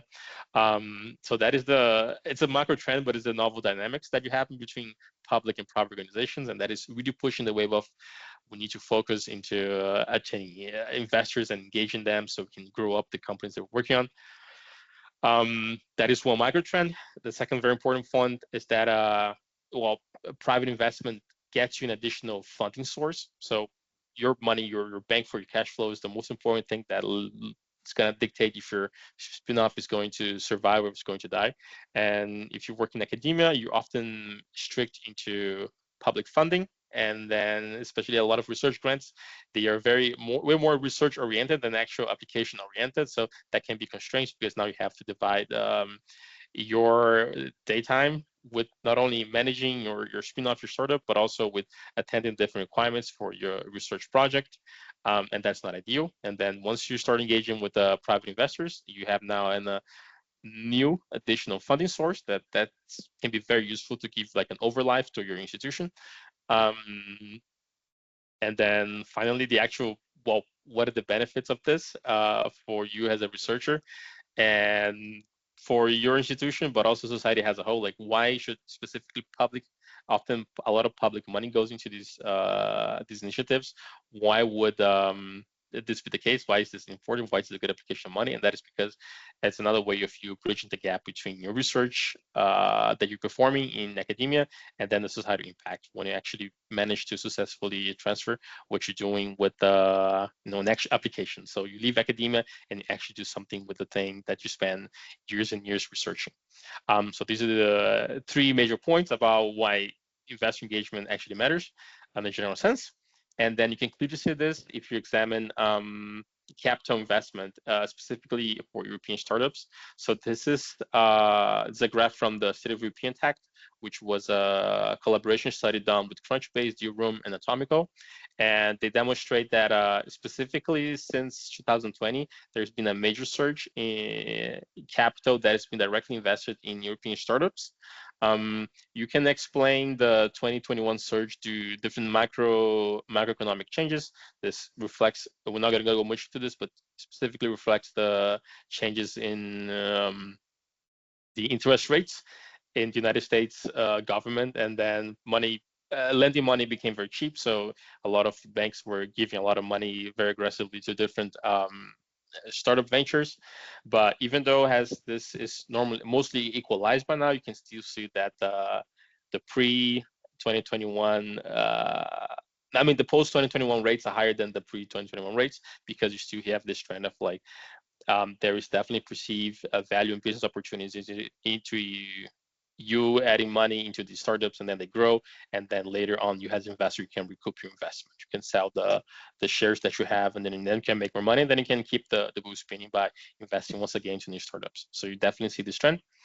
And yep, we expect that this is going to be continuing in a stable, if not upwards trend in the future. Well, the future will tell us, we'll see. But so far things seems to be going in a good direction.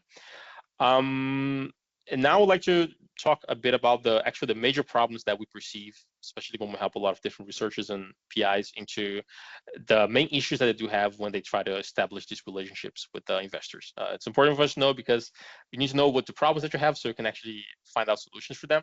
So the major one would say is the mismatch between expectations and timelines that the researchers and academic people have. So often in academia, you have processes they take considerably much longer. You have longer time, you have your research time, you have to do different experiments, and then there's review. You do over and over research, you read more papers, you improve your research question over and over. These things, they can be very time consuming. Usually PhD programs, they last 4 years because you're doing 4 years, your whole research. And even though at the end, researchers and PIs, PhDs, they always complain that it's just, they don't have enough time. This is an insanely long time when you come from the perspective of an investor, because for investor dynamics and startup dynamics, things are much faster. Usually 1 year is a very long time. Most initial companies, they don't have 1 year worth of funding of operations. So if they're not able to in 1 year be able to develop their product solution, attract customers, and have enough revenue to at least pay their expenses and their loans, then they're dead in the water. So there's often this gap between investors always coming to research and saying, hey, you guys need to work faster, you guys need to do these things faster and faster and faster. And at the same time, researchers, they're always like, but there's just not enough time. I need more time to validate my results. I need more time to do this. I need more time to do that. I don't feel like it's ready. I need to extend deadlines. That's often one major conflict point that ends up halting or just undermining potential cooperations among them. The second would be once again, the communication challenges. So these two groups, like, use very specific languages for different contexts. And once again, researchers, they're often very focused on their research questions, but also all the complexities they are surrounded around it. It seems like it's like a good stamp of your well knowledge. You work on something that is very complex and something very difficult, and they try so often, for better for worse, you see a lot of researchers try to make their questions, their things, to be super complicated so they can see, look, we're actually doing something very difficult here, and we're very smart people, and that's why everything takes so long. But at the same time, on the investor side, they want exactly the opposite. They want, look, we want things to be direct and clear, and you need to show us very clearly the problem and very clearly how you're going to solve it. And the less is usually more. So There's many different quirks and barriers on this area. Third point would be the lack of business and commercialization skills. So yes, once again, researchers, unless they come from business or economic schools, they don't know exactly, okay, I have my research now. Now, what do I do? How do I sell this? How do I start my company? How do I protect the thing that I'm actually working on? It's insanely terrible to see the amount of times that researchers that have very complex and forward-looking new developments, and then instead of protecting it with the intellectual property, instead of patenting or just keeping like as a trade secret the copyrights, they just publish all the research that they have. And once you do this, you can no longer patent what you have. So you just gave up all your past couple of years of research for free just to put in a publication or in a seminar. So there's also this massive bridge between, you know, how do you actually, from the idea to the actual commercialization. Again, issue with the limited networks and access to investors. So researchers, they're very into their own niche, academia niche, and they don't know how to bridge the gap of, okay, now how do I go and talk to an investor? How do I find people that want to finance me? How do I convince these people to finance me? How do I even get to talk with these people? Like, where can I find this type of investor that I'm looking for? And then finally is the risk differentiation. So once again, investors, they assess the risk on, well, financial performance of the product or the market validation on scalability. And at the same time, researchers are interested into, well, let's see how the thing that I'm working on, if it's scientifically feasible. They want to focus more on the experiments they're actually doing. And then there's a massive mismatch. They represent the 5 major obstacles that often hinder further relationships between researchers, PIs, and investors to flourish. And then now that we understand this, we're going to go into what actually can be done to help us bridge the gap. So first thing that would highly recommend is to further, and that's actually something that we're doing here right now, but further intensify entrepreneurial training for researchers. So it will be very wise, and this is often what happens here in Germany. We have different research institutes, Jülich Forschungszentrum, the Helmholtz Center, Max Planck. Often when they have new PhD classes, what they do is they have specific seminars, specific training sessions, just so they explain, in which business people come and they explain, look, the business fundamentals, but also fundamentals for research. Further, we're explaining important communication skills that one should have with investors. We explain the core knowledge that one should have about market validation skills, about intellectual property, how to protect your IP, all these different things. This is a very specific work that Ateneo does with the aforementioned institutions. So it's definitely like a very important thing to explain this to actual upcoming researchers.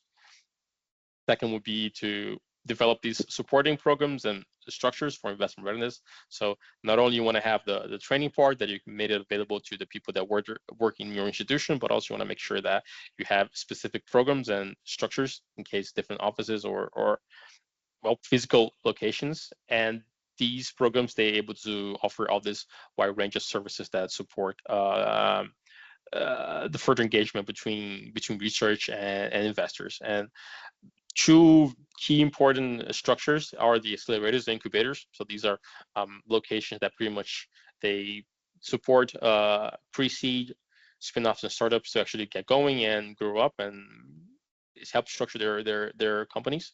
And then would be the mentorship program. So usually you have experienced entrepreneurs and you offer them, or they do some exchange in which they're part of the board of a upcoming spin-off startup, or they offer their mentorship and their best practices, and they share what one should do given your business scenario.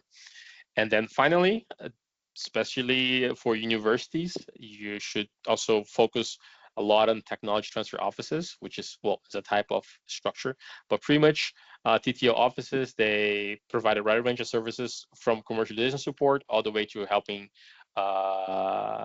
technologists to navigate patent licensing, establishing a company, all the legal and bureaucratical requirements that need to be done for you to be able to create your spin-off.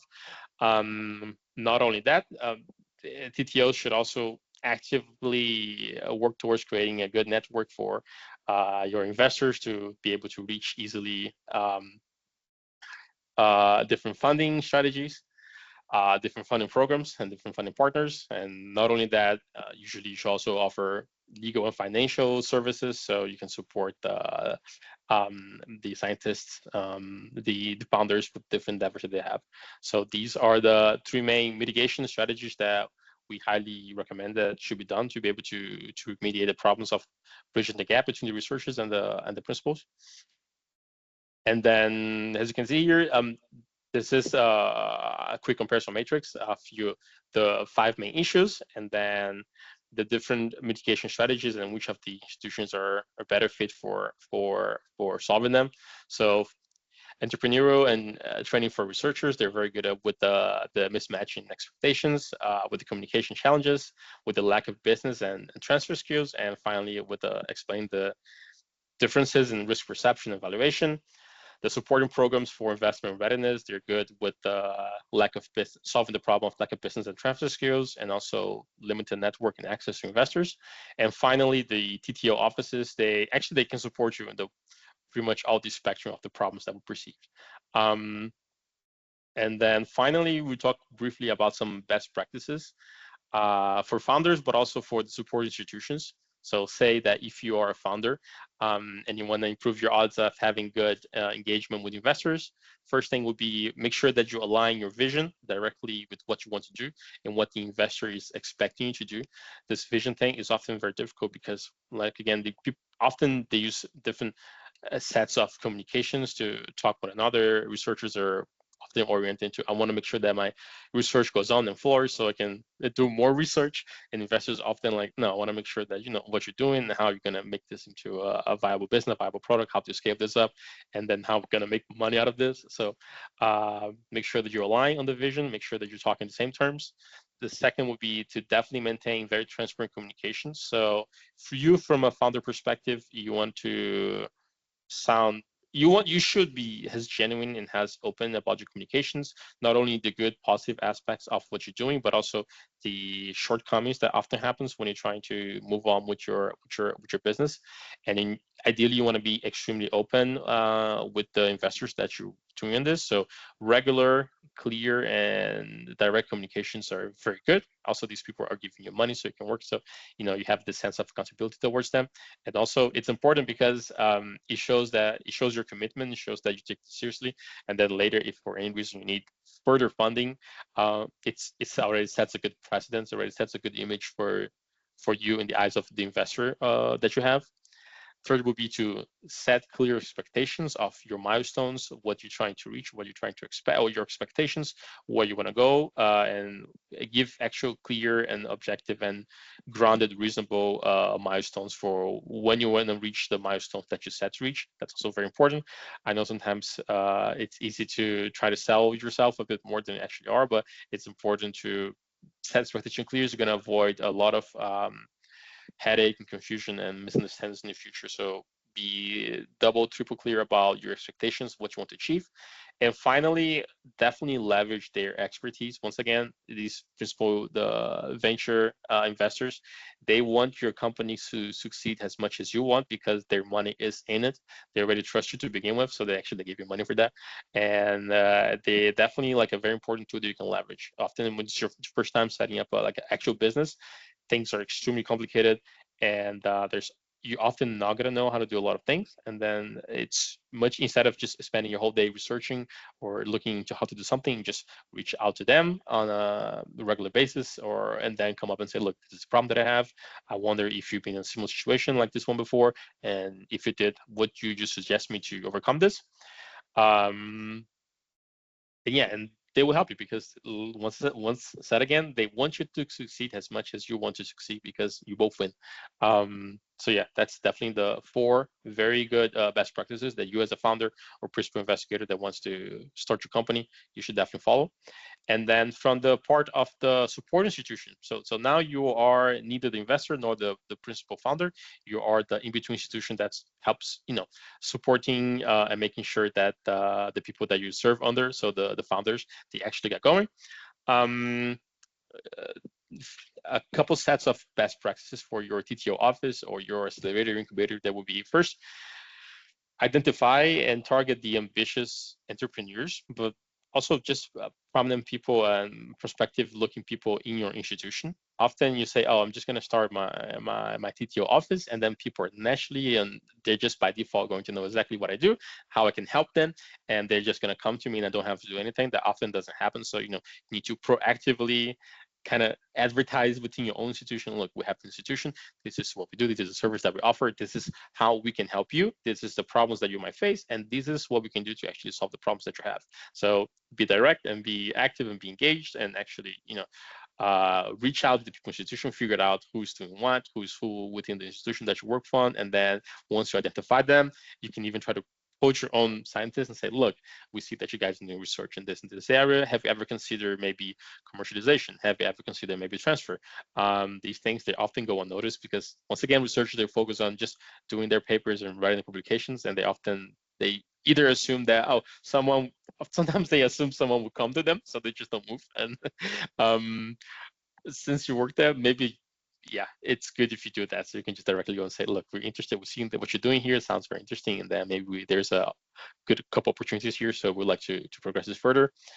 Second would be to provide tailored mentoring and support. So it's easy to just give like a one-fit solutions all for everybody, but often these cases are very specific, like different companies, different spin-offs, they're working on different challenges. So it's good for you to see and understand, okay, on this case, which are the major problems that these groups face and how we can support them. And then the group B is going to have a different set of problems, and then you figure out, okay, what are the best things that I can actually offer to them? And often these things are like ad hoc, so it depends a lot on the situation. So it's important for your institution to be relatively flexible into understanding how, and also provide a wide range of services so you can better adequate the needs of the people that are under your tutelage. Third would be to facilitate access to finance, and it comes not only you directly giving money to them, but also you as an institution, you can act as an intermediary, so you can help them find different programs, either within your national territory or within the European context of different funding opportunities, different funding programs, either public or private sources that you can these founders under your umbrella, they can later use to, apply, so they can potentially get further additional funding or any other sort of benefits. So that's important for you as the TTO officer of a institution to have that very clear in your mind.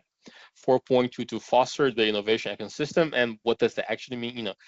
Events and networking are very important parts of the whole transfer process, because that's like an important part of the commercialization part.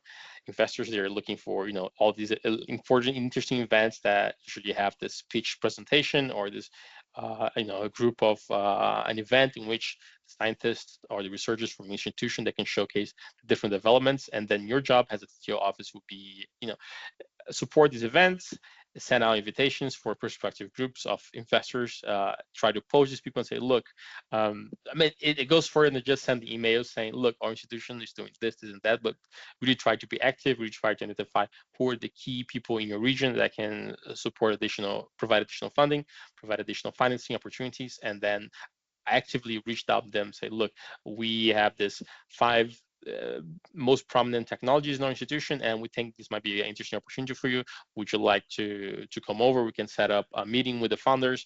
We can set up an event so you can come and see. We can do an open visitation of our facilities, so you can have a good idea of what we're actually doing. And if you see there any opportunities there, that is good practices for you to actually engage and to create this innovation ecosystem.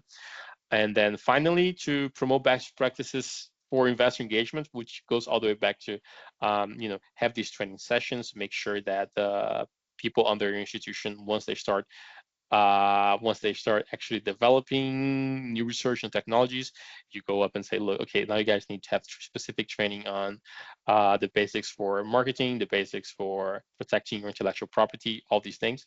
So these are 5 very important pillars that we generally recommend for the support institutions. And yeah, that's pretty much the core and teach that we have, at least on this part, on investor engagement. Now I have just a quick question part for the first part.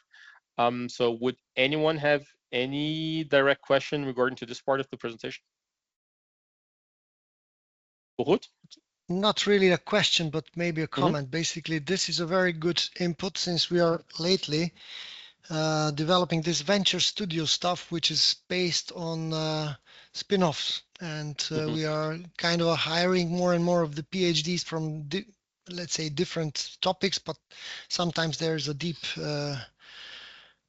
tech involved, and we would like to somehow involve a lot of them to our, I would say, business models, which include this venture studio where we would like to be investors in their endeavors. And that's actually pretty well defined if you go for the perspective of the both sides, actually, those spin-offers and on the other side, investors. So this is kind of a, I would say, book or instructions for us to go through and basically address some topics that are still not properly addressed by our institution, but it's a very good input for us. So I just wanted to say this. Thank you. That is great. Thank you. I appreciate it. Anyone else? I guess not. Okay, good. Then that's the part for investor engagement. Talk about why it matters, major challenges, and also if you, from the perspective of founder, what to do, and from the perspective of TTO, what to do. And now we're gonna go a bit into investor pitching. A lot of the topics that Nisha previously mentioned are also gonna be mentioned here, but I'll try to make this dynamic and engage enough in a in the correct way.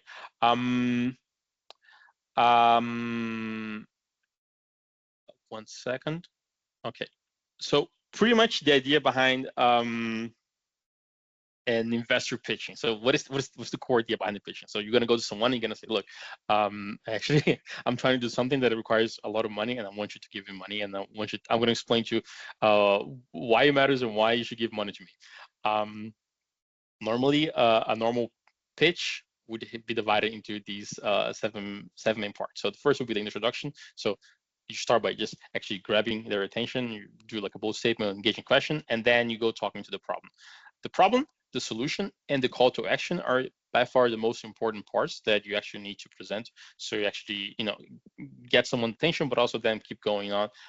If an investor is paying attention to you, that's the most important things that they want to know. They want to know, okay, what's the problem? What are you trying to actually solve me? Why should I care about this thing? Is it even actually a problem that you're trying to solve? Then the solution of, okay, now that I know what the problem is, I want to know exactly how you're going to solve this and why the way you're solving is important or unique or special, and why should I pay attention to that? And then you have in between points, and then but then finally the call to action, which is, okay, now that you told me the problem and you told me your proposed solution for that, what do you want me to do? So in between, I mean, it depends a lot on and then later we're also going to talk about the different formats and the different sizes of pitch presentations. But first, we're going to start with the most default one, which is a pitch deck presentation. So pitch deck presentation usually is 10 to 20, sometimes even 30 minutes presentation here in front of an audience, and then you pretty much cover the most important parts of your business model, of your business proposal. So you start with the introduction, and then you move into the problem part of what is the problem, what the problem there is. Then you move into the solution of how you or your group are going to solve the solution that you have to. Then you usually have an in-between part about the description about the market. So you talk in depth about, okay, so this is the market that we have. You talk about your milestones, talk about the attractions, talk about different points directly related to market.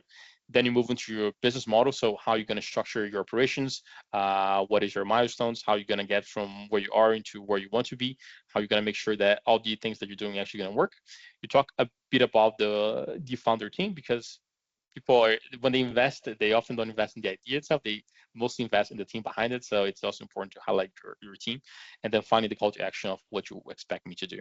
And then I'm going to do a bit of a deep dive into each of these parts. So first, the introduction. Ideally, when you say like introduction is, you talk like the name of your company or your project. If you don't have a name, just find something, and then write a very clear and objective description of actually what you're doing. And exactly is what it means, like a description.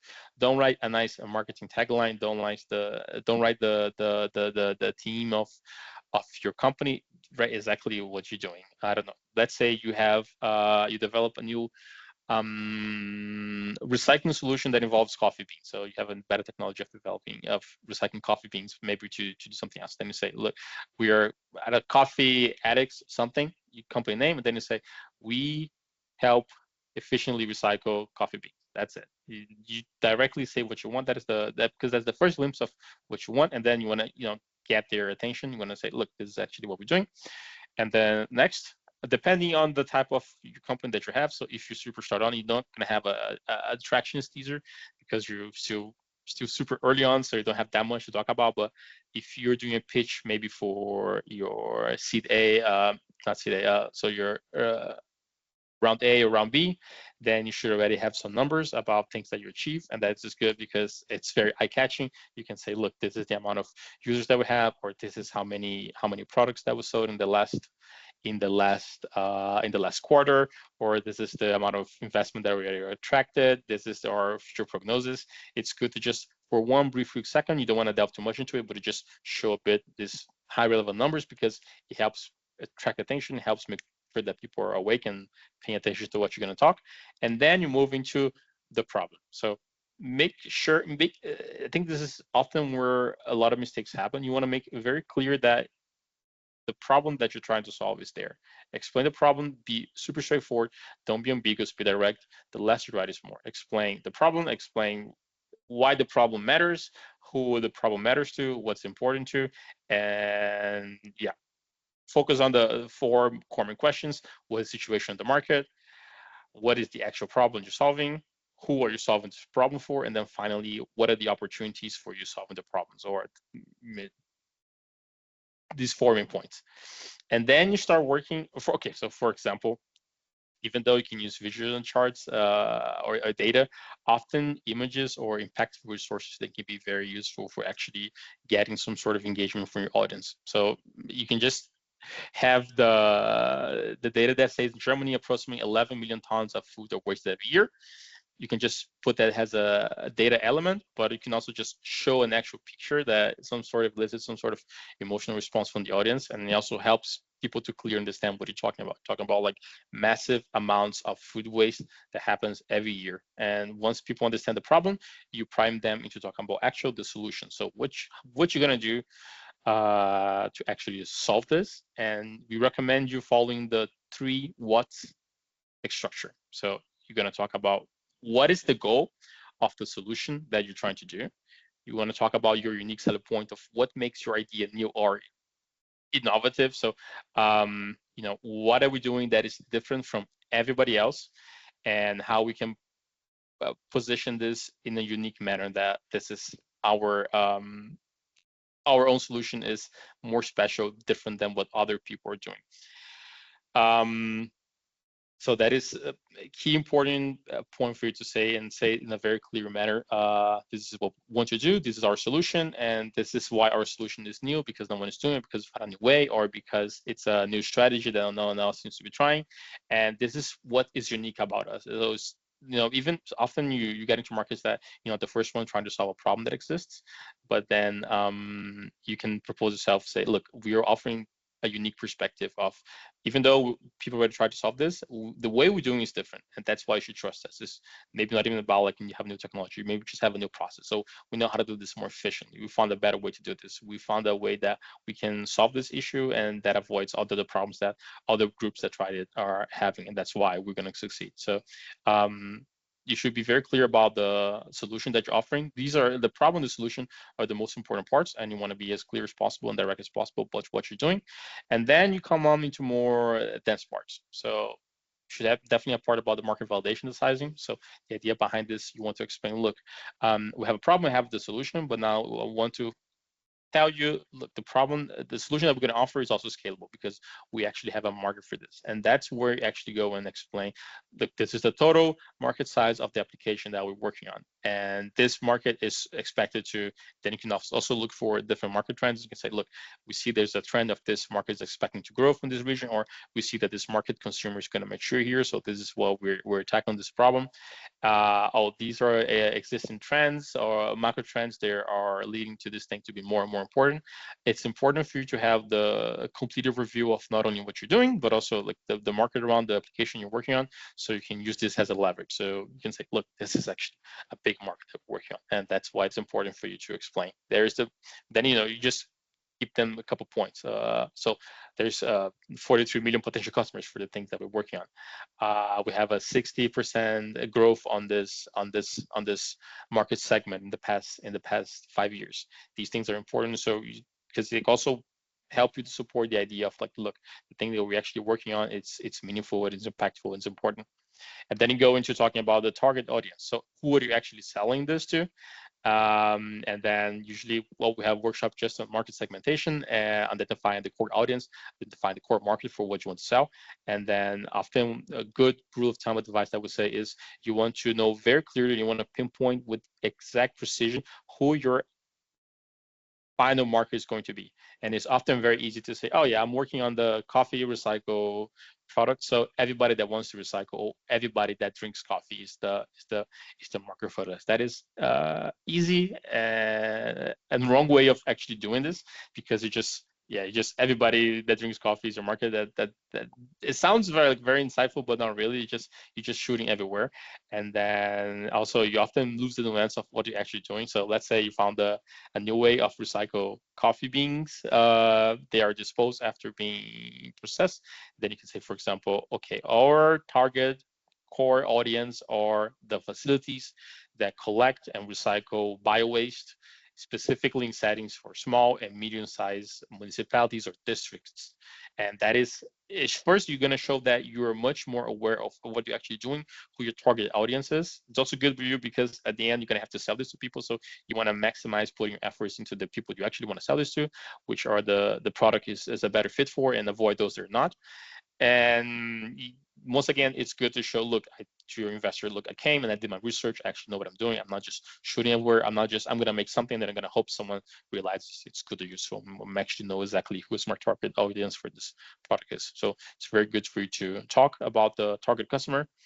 And then you want to briefly talk about your competitors, not only because you want to know who's for most things, they're almost always someone in the block, someone already trying to do something similar than what you're doing. If not, that is actually a very negative red flag, because then you're going to have to explain, okay, why am I doing something that no one else seems to be doing? Because sometimes you're going to come up with the very uncomfortable answer to that, because what you're doing is not market profitable, or it doesn't make sense from a business perspective. So it's very important to understand if no one else is trying to do what I'm trying to do, why not? Maybe you came up with a very innovative solution that no one ever thought about, but that's fairly and extremely unlikely.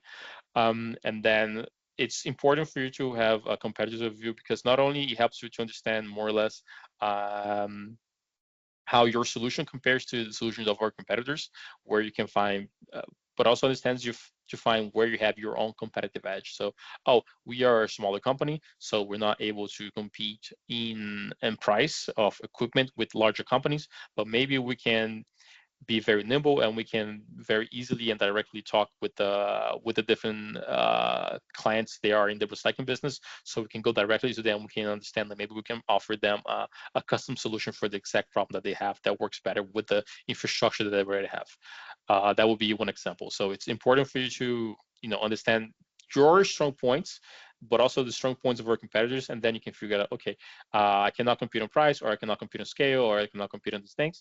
But since I'm small, nimble, there are other benefits that I can offer to my clients that add more value to my clients, or maybe because of this, I see there's underserved niche in the market. So the large companies, they're also in the bio-waste recycling. They mostly focus on large cities or large enterprise customers, and then you have a lot of these underserved regions that they have a small recycling center, but they're not big and scale enough to be able to justify all the costs. So maybe this is going to be my core target audience.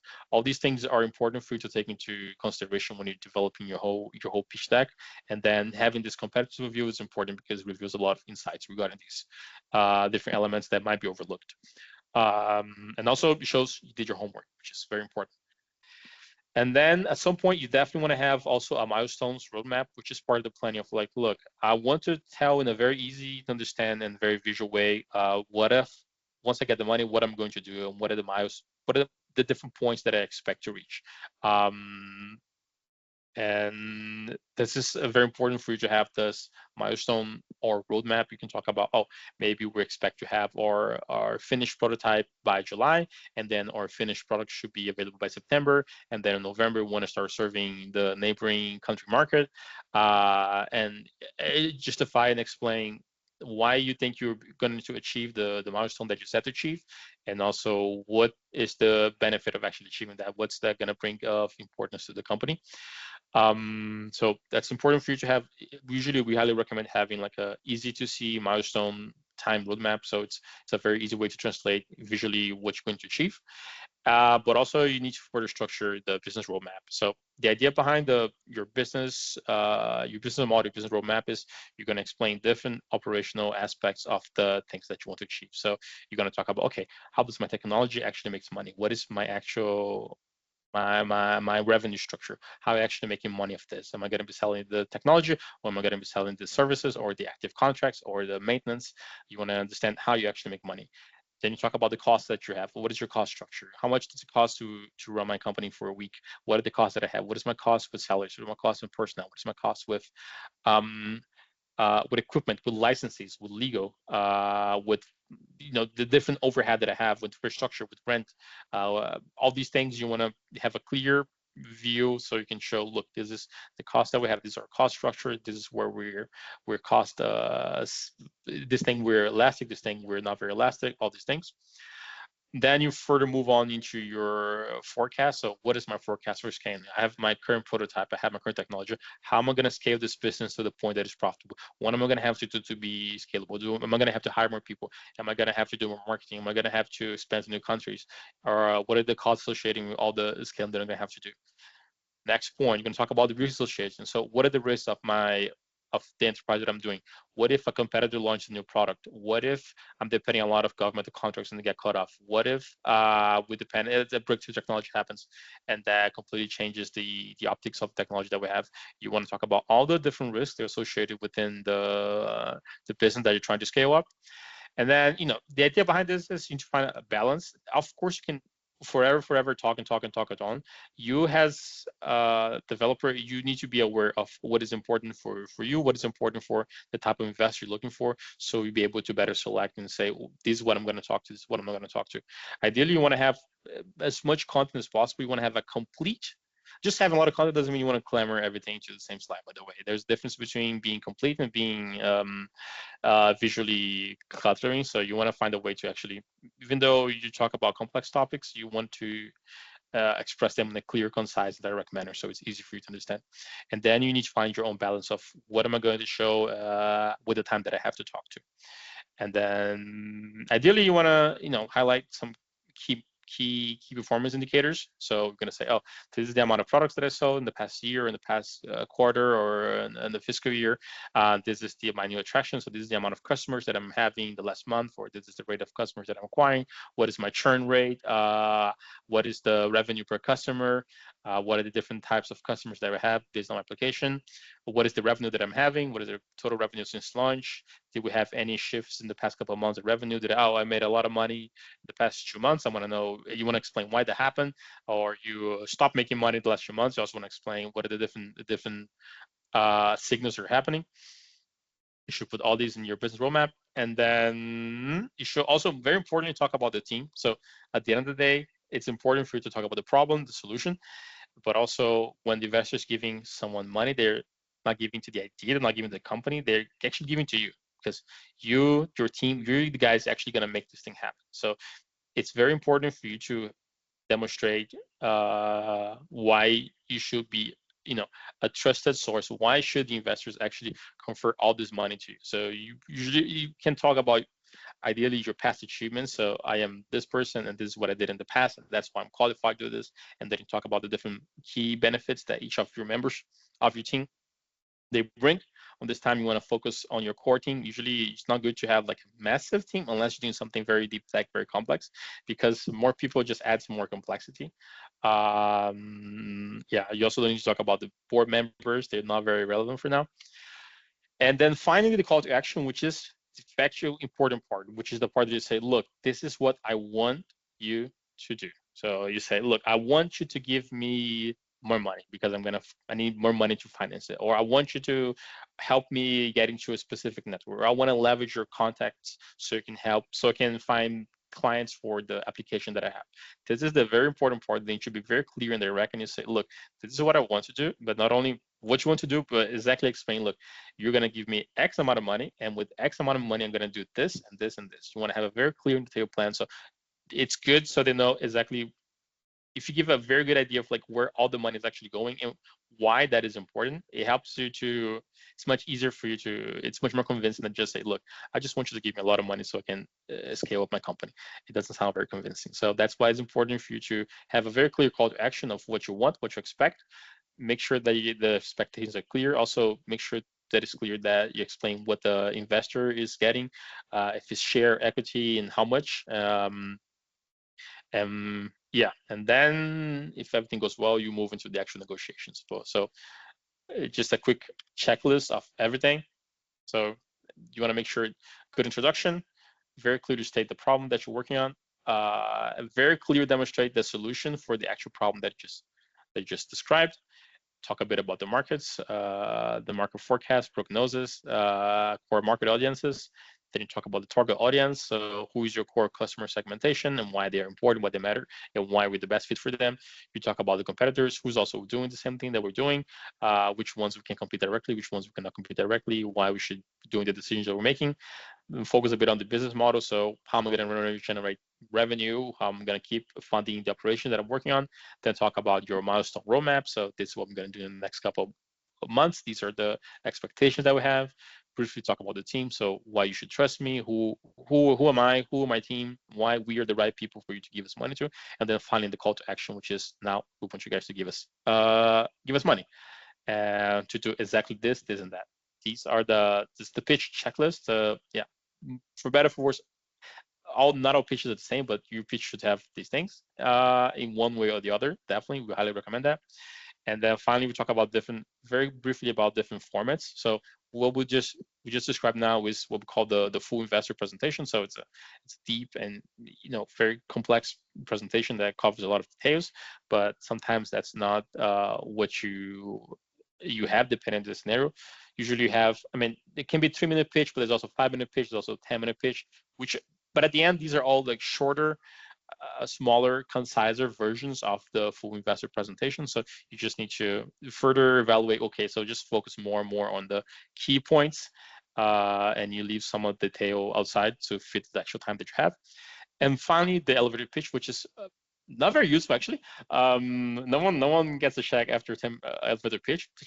The elevator pitch is to actually start getting interesting to what actually you're doing. So it's a very short 36-second concise, persuasive speech in which you talk about, look, this is a problem, and then I'm trying to work in the solution. That's why I want you to give me a lot of financing resources. So for the pitch elevator, usually you skip almost everything. You just talk about problem for 10 seconds, and then solution for 40 seconds, and then your call to action for the last 20 seconds, and then that's kind of it. It's super brief, but at the end, these are just very concise and constrained versions of the full investor presentation. And then some final good rule of thumbs advices that we generally give for good pitches. So prepare a good hook. So you want to have a strong, compelling starting argument so you can actually catch up the attention of people you're going to talk to, especially in long pitches. It can be very boring and people don't want to be looking at different graphs and charts. You are working with attention is a very valuable resource, so that we want to make sure that they actually pay attention to you. So start with a strong statement or a shocking image or something that actually gets the attention of the people you're talking to. Clearly make sure they talk about the problem that you're facing. So it doesn't say, oh yeah, it would be nice if you recycle more. That doesn't really sound very, very stringent. Explain very clearly, look, this is a massive issue for this and this and this. And we think that is important for this thing to be solved. Third thing would be to be concise and be direct. Often researchers, they want to show that, look, I'm actually very smart and working on very complicated things, and they just keep sidetracking and talking side quest stories. That is not the point of what you want to do. You want to be concise, you want to be direct, because you want to be very clear of what you're talking, what you're going to solve, and how you're going to solve it. There's no need to overcomplicate what doesn't be overcomplicated. Usually we say less is more, simpler is better. So yeah. The fourth one would be you don't need to get too technical. Like once again, people are not really interested in the intricacies of your area of research. They're not very interested in all the technical terms that you use. They just want to know, yeah, just don't get too technical. Just be straightforward about it. Fifth thing would be to tell a story, not a collection of facts. So try to make an engaging, compelling story. It follows like a traditional progression instead of just, look, this is my slide with a bunch of fun facts that I got about different things, and then just talk in a not convincing manner. So try to engage, try to make sure that this is a follow top to bottom introduction, development, conclusion story. And then finally, you just have to practice a lot. So practice, practice, and practice. The more you practice, the better you're going to be at pitching and presenting. At first, it feels a bit uncomfortable, a bit weird, but at the time, you just overcome that. And that's pretty much it. I think we're on time right now. Yeah, we're on time right now. Questions? We don't have much time for questions, but we can take one or two fast questions now, and then we have to stop to follow the timing. But maybe there are some quick questions. It was very detailed, so there's a lot of things to take out of that. Good recipe. Thank you for that, Tor. I'm just looking if some hands are raising or no hands raising. Yeah, It's before lunchtime, so people are hungry. I don't want to hold anyone as well. No, it's fine, Tor. But yeah, we're just on the, let's say, on the end of the time which was set for the meeting. So 12, yeah. But we will see you again for the market research in 2 weeks from now. Well, a colleague of yours, but a colleague will be joining. Yes. Yeah, we probably will get back to all of those issues of.